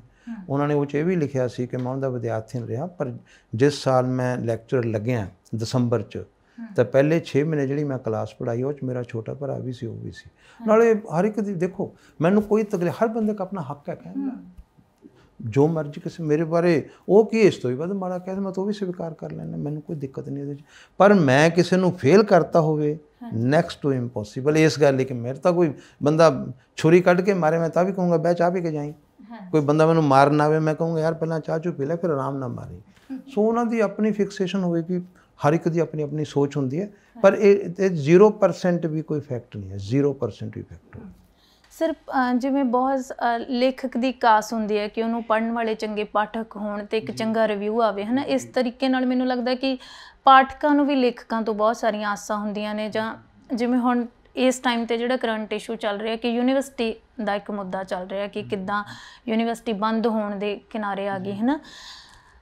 ਇੱਕ ਦਿਨ ਮੈਂ ਬੈਠੀ ਯੂਨੀਵਰਸਿਟੀ ਬਾਰੇ ਕਿਸੇ ਨਾਲ ਗੱਲ ਕਰ ਰਹੀ ਸੀ, ਤਾਂ ਉਹਨਾਂ ਦਾ ਕਹਿਣਾ ਸੀ ਕਿ ਪੰਜਾਬੀ ਯੂਨੀਵਰਸਿਟੀ ਦੀ ਤਰਾਸਦੀ ਇਹ ਆ ਕਿ ਜਿਸ ਕੰਮ ਲਈ ਇਹ ਯੂਨੀਵਰਸਿਟੀ ਬਣੀਆਂ ਸੀਗੀਆਂ, ਉਹ ਕੰਮ ਨੂੰ ਇਹ ਕਦੀ ਪੂਰਾ ਹੀ ਨਹੀਂ ਕਰ ਸਕੀਆਂ, ਹੈ ਨਾ। ਉਹਦੇ ਵਿੱਚ ਉਹ ਨਾਰਾਜ਼ਗੀ ਜਤਾਉਂਦੇ ਨੇ ਕਿ ਪੰਜਾਬੀ ਯੂਨੀਵਰਸਿਟੀ ਨੇ ਹਾਲੇ ਤੱਕ ਬਹੁਤ ਸਾਰੇ ਇਹੋ ਜਿਹੇ ਸ਼ਬਦ ਨੇ ਜਿਨ੍ਹਾਂ ਦਾ ਉਹ ਲੱਥਾ ਹੀ ਨਹੀਂ ਕੀਤਾ, ਹੈ ਨਾ। ਜਿਹਦੇ ਵਿੱਚੋਂ ਯੂਨੀਵਰਸਿਟੀ ਪਹਿਲੇ ਨੰਬਰ 'ਤੇ ਗਿਣਦੇ ਨੇ।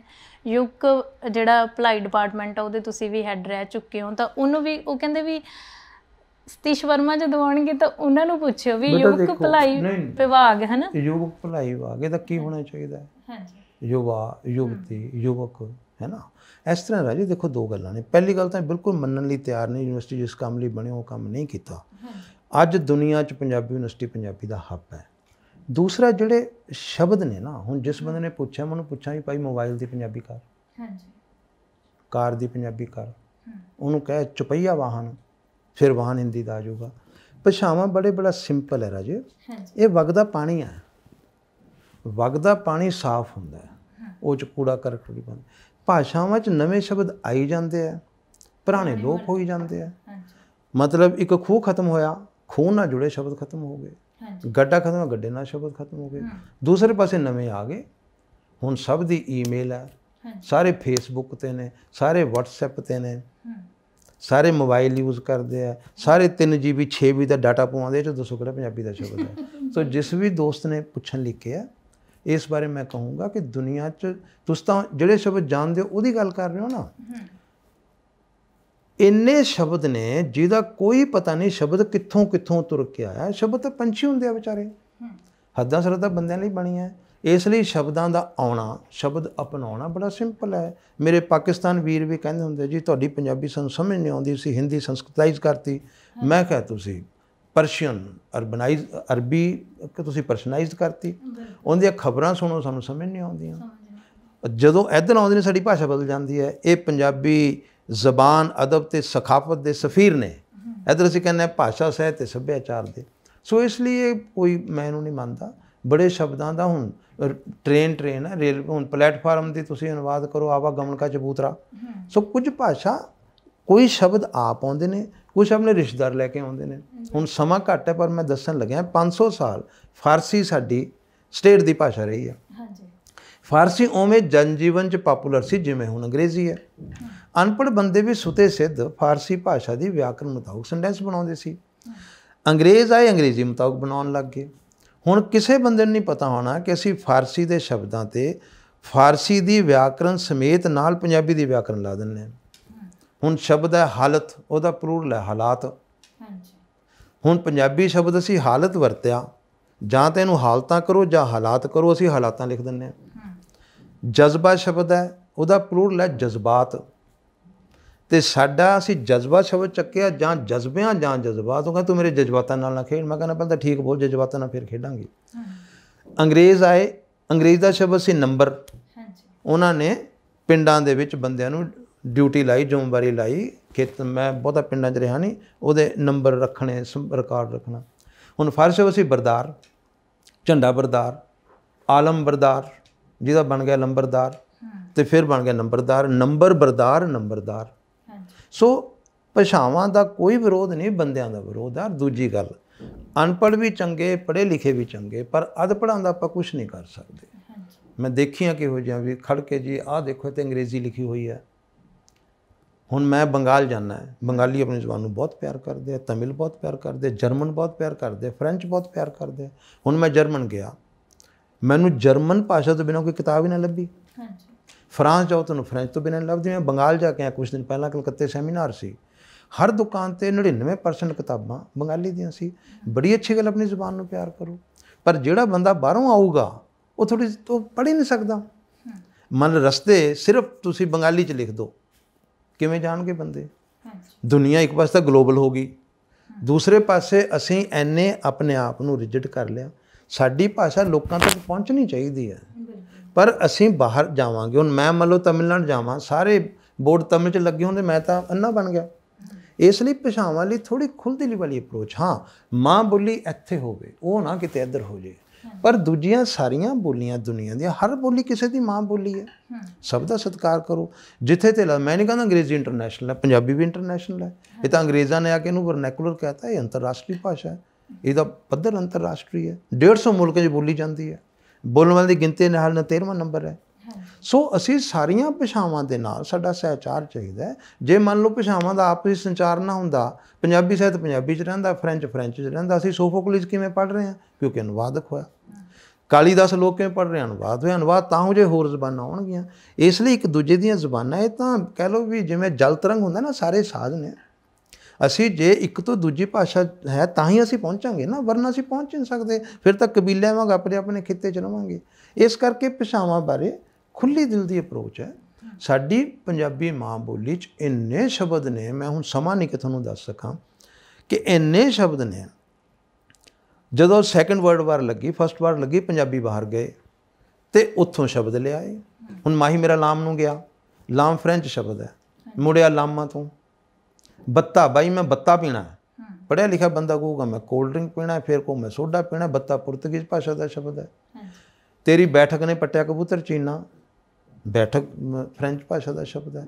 और फिर जिहड़े बंदे लिंग्विस्टिक्स पढ़ी, फैमिलीज़ ने, इंडो यूरोपीयन फैमिलीज़। किहड़ा शब्द इधरों जाके अंग्रेजी विच गया, उहदियां जड़ां छिलतरां उतारो। मेरा सबजैक्ट नहीं है, इनू आपां एटमोलॉजी कहंदे, लोक शास्त्र मेरा सबजैक्ट नहीं। लेकिन साडे डॉक्टर GS रियाल सी, वो बड़े बड़े एटमोलॉजिस्ट सी। उहदियां किताबां पढ़ो तो शब्द तां गंढे वर्गा हुंदे, छिलके उतारो, कई वारी तुरी भी नहीं हुंदी विच, कित्थों तुरिया कित्थों आया। सो इसलिए खुलदिली वाली अप्रोच की लोड़ है। बाकी पंजाबी यूनिवर्सिटी बारे, यूनिवर्सिटी तो मैं 12 साल छोटा है, बाहर यूनिवर्सिटी बनी मैं 74 च गया, तो यूनिवर्सिटी तो मैं 6 साल वड्डा, मैं 56 जब मैं यूनिवर्सिटी बाहर च बनी। तो मैं ये गल हिक ठोक के दलील ना समझा सकदा है कि जिस काम लई पंजाबी यूनिवर्सिटी बनी उन्हें वो काम कीता, उही काम कर रही है। और उहदी टॉप प्रायोरिटी पंजाबी है। असी नैक टीम लई मैं मैंबर से असी तैयारी की, जिहड़े एक्सपर्ट आए हुए उन्होंने एक कमेंट किया, डॉक्टर जसपाल सिंह VCC कहते सब तो चंगी गल यह है कि जिस काम लई यूनिवर्सिटी बनी उस काम नूं इस यूनिवर्सिटी ने सब तो वधिया।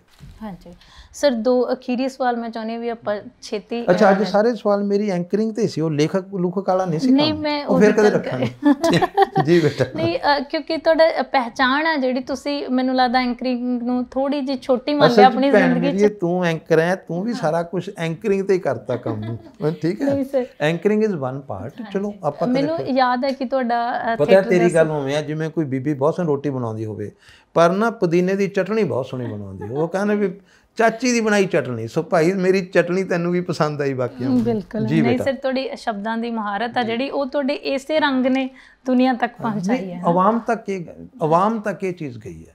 ਨਾਟਕ ਥੋੜ੍ਹੇ ਬੰਦੇ ਨੇ ਦੇਖਿਆ, ਟੀਵੀ ਥੋੜ੍ਹੇ ਬੰਦੇ ਨੇ ਦੇਖਿਆ, ਜਾਂ ਕਹਿ ਲਓ ਵੀ ਕਿਤਾਬਾਂ ਘੱਟ ਬੰਦੇ ਨੇ ਪੜ੍ਹੀਆਂ, ਇਹ ਆਵਾਮ ਤੱਕ ਜਾਣ ਦਾ ਜ਼ਰੀਆ ਸੀ। ਮੇਰੀ ਜੁਗਤ ਸੀ, ਦੇਖੋ ਉਸ ਜੁਗਤ ਕਰਕੇ 40 ਮਿੰਟ ਤੁਸੀਂ ਇਹ 'ਤੇ ਲਾਤੇ।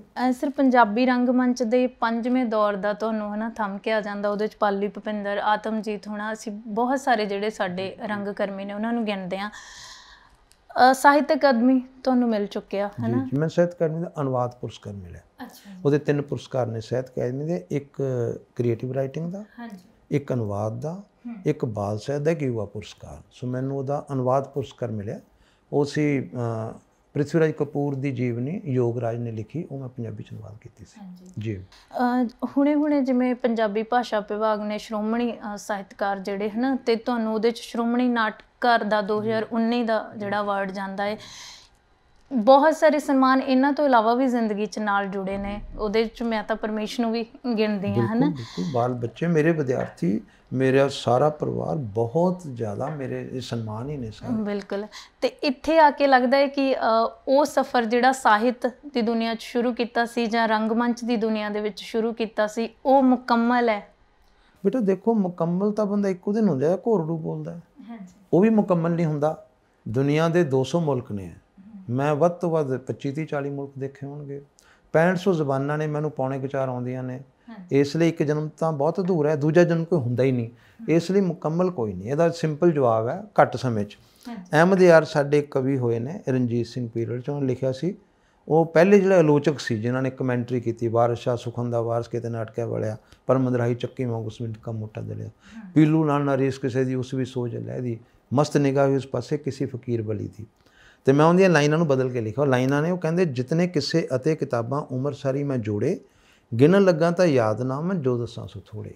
ਅਤੇ ਮੈਂ ਲਿਖਿਆ, ਜਿੰਨੇ ਕੰਮ ਕਾਰ ਵੇ ਬੀਬਾ ਉਮਰ ਸਾਰੀ ਮੈਂ ਕਰਾਂ, ਫਿਰ ਵੀ ਢੇਰ ਸਰਾਣੇ ਹੋ ਸੀ ਜਿਸ ਵੇਲੇ ਮੈਂ ਮਰਾਂ। ਅਤੇ ਮੈਂ ਮਰ ਕੇ ਤਾਂ ਨਹੀਂ ਮਰਨਾ ਕਿ ਮੈਂ ਆਪਣੇ ਇੰਨੇ ਸ਼ਾਗਿਰਦ ਤਿਆਰ ਕਰਤੇ, ਮੇਰੇ ਬੇਟੇ, ਮੇਰੇ ਸ਼ਾਗਿਰਦ ਜਿਹੜੇ ਉਸ ਕੰਮ ਨੂੰ ਅੱਗੇ ਤੋਰਨਗੇ। ਇਹ ਤਾਂ ਕਹਿੰਦੇ, ਸੁਣੋ ਮੇਰੇ ਜਜਮਾਨ ਜੀ, ਜੁੱਲੀ ਜੱਪਾ ਸੜ ਗਿਆ ਧਾਗੇ ਅਮਨ ਮਾਨ ਜੀ, ਮਾਂ ਬੋਲੀ ਦੇ ਧਾਗੇ ਅਮਨ ਮਾਨ ਨੇ। ਅਤੇ ਜੁੱਲੀ ਜੱਪਾ ਇੱਕ ਸੜ ਗਿਆ, ਦੂਜਾ ਆ ਗਿਆ, ਤੀਜਾ ਆ ਗਿਆ, ਚੌਥਾ ਆ ਗਿਆ। ਮੈਨੂੰ ਖੁਸ਼ੀ ਹੈ ਕਿ ਬਹੁਤ ਸਾਰੀਆਂ ਹੁਣ ਤੱਕ ਤੁਹਾਡੀਆਂ ਕਿਤਾਬਾਂ ਨਾਲ, ਤੁਹਾਡੇ ਇੰਨੇ ਰੰਗਮੰਚ ਦੇ ਸਫ਼ਰ ਨਾਲ, ਨਾਟਕਾਂ ਨਾਲ, ਹੁਣ ਸਾਨੂੰ ਤੁਹਾਡੀ ਸਵੈ ਜੀਵਨੀ ਵੀ ਮੈਨੂੰ ਪਤਾ ਚੱਲ ਗਿਆ ਕਿ ਲਿਖ ਰਹੇ ਹੋ, ਹੈ ਨਾ। ਤੁਸੀਂ ਪੜ੍ਹਨ ਨੂੰ ਮਿਲੇਗੀ, ਕਦੋਂ ਤੱਕ ਆ ਰਹੀ ਹੈ? ਇਸ ਤਰ੍ਹਾਂ ਰਾਜੇ, ਮੈਂ ਇਸ ਲਈ ਨਹੀਂ ਲਿਖ ਰਿਹਾ ਕਿ ਮੈਂ ਬੜਾ ਮਹਾਨ ਬੰਦਾ। ਸਵੈ ਜੀਵਨੀ ਮਹਾਨ ਬੰਦਿਆਂ ਦੀ ਹੁੰਦੀ ਹੈ, ਪਰ ਮੈਂ ਵਰਤਾਰਿਆਂ ਦੀ ਜੀਵਨੀ ਲਿਖ ਰਿਹਾ। ਮੈਂ ਇਸ ਲਈ ਸਵੈ ਜੀਵਨੀ ਲਿਖਣੀ ਚਾਹੁੰਦਾ, ਆਮ ਨੋਟ ਸ਼ੋਰ ਕਿ ਲਿਖ ਪਾਊਂਗਾ ਕਦੋਂ, ਕਿ ਜਿਸ ਮਾਹੌਲ 'ਚੋਂ ਮੈਂ ਵਿਚਰਿਆ ਉਸ ਵਰਤਾਰੇ ਨੂੰ ਮੈਂ ਰਿਕਾਰਡ ਕਰ ਸਕਦਾ। ਮੈਨੂੰ ਰੱਬ ਨੇ ਲਿਖਣ ਦੀ ਸ਼ਕਤੀ ਦਿੱਤੀ ਹੈ, ਸੋਚਣ ਦੀ ਸ਼ਕਤੀ ਦਿੱਤੀ ਹੈ। ਸੋ ਉਹਦਾ ਨਾਂ ਸਵੈ ਜੀਵਨੀ ਹੈ, ਵੈਸੇ ਤਾਂ ਵਰਤਾਰਾ ਜੀਵਨੀ ਹੈ। ਇਸ ਲਈ ਉਹਦੇ 'ਚ ਮੈਂ ਤਾਂ ਬੈਕਡਰੋਪ 'ਤੇ ਹੀ ਹਾਂ। ਸੋ ਮੇਨ ਤਾਂ ਇਹ ਹੈ ਕਿ ਜਿਸ ਮਾਹੌਲ ਦੇ ਵਿੱਚੋਂ ਮੈਂ ਦੇਖਿਆ, ਹੰਢਾਇਆ ਆਪਣੇ ਤਜਰਬੇ 'ਚੋਂ, ਉਹਨਾਂ ਵਰਤਾਰਿਆਂ ਬਾਰੇ ਗੱਲ ਕੀਤੀ ਜਾਵੇ। ਜਿਹੜੇ ਵਰਤਾਰਿਆਂ ਬਾਰੇ ਮੈਂ ਸ਼ਾਇਦ ਸਟੇਜ 'ਤੇ ਖੜ੍ਹ ਕੇ ਨਹੀਂ ਬੋਲ ਸਕਿਆ, ਮੈਂ ਉੱਥੇ ਲਿਖ ਸਕਦਾ ਹਾਂ। ਪਰ ਮੇਰੀ ਸਾਰੀ ਸਵੈ ਜੀਵਨੀ, ਉਹਦੇ 'ਚ ਕੋਈ ਕੁੜੱਤਨ, ਕੋਈ ਕੁਸ਼ੀਦਗੀ ਕੱਖ ਨਹੀਂ ਹੋਏਗੀ। ਆਪਣੇ ਬਾਰੇ ਕੱਖ ਨਹੀਂ ਹੋਏਗਾ ਜੀ, ਮੈਨੂੰ ਇਹ ਹੋਇਆ, ਮੈਨੂੰ ਉਹ ਹੋਇਆ, ਮੈਨੂੰ ਫਲਾਣਾ ਹੋਇਆ, ਮੈਂ ਢਿਮਕਾ ਹੋਇਆ। ਸਭ ਫਜ਼ੂਲ ਗੱਲਾਂ ਨੇ। ਜੇ ਮੈਂ ਇੱਥੇ ਠਾਠ ਨਾਲ ਬੈਠਾ ਅਤੇ ਮੈਨੂੰ ਰੱਬ ਨੇ ਬੋਲਣ ਦੀ ਸ਼ਕਤੀ ਦਿੱਤੀ ਹੈ, ਇਸ ਤੋਂ ਵੱਡਾ ਤਾਂ ਕੋਈ ਰੁਤਬਾ ਹੋ ਹੀ ਨਹੀਂ ਸਕਦਾ। ਜਿਹਨੂੰ ਬੰਦੇ ਨੂੰ ਆਪਣੀ ਗੱਲ ਕਹਿਣ ਦੀ ਜਾਚ ਹੋਵੇ, ਹਰ ਥਾਂ ਕਹਿ ਸਕਦਾ ਹੋਵੇ। ਸੋ ਉਹ ਤਾਕਤ ਤੁਹਾਨੂੰ ਕੁਦਰਤ ਦਿੰਦੀ ਹੈ, ਮਾਂ ਤੁਹਾਨੂੰ ਦੇ ਦਿੰਦੀ ਹੈ, ਅਧਿਆਪਕ ਤੁਹਾਨੂੰ ਜੀਣਾ ਸਿਖਾਉਂਦੇ ਨੇ, ਅਤੇ ਸਮਾਜ ਤੁਹਾਨੂੰ ਬੰਦਾ ਬਣਾਉਂਦਾ ਹੈ।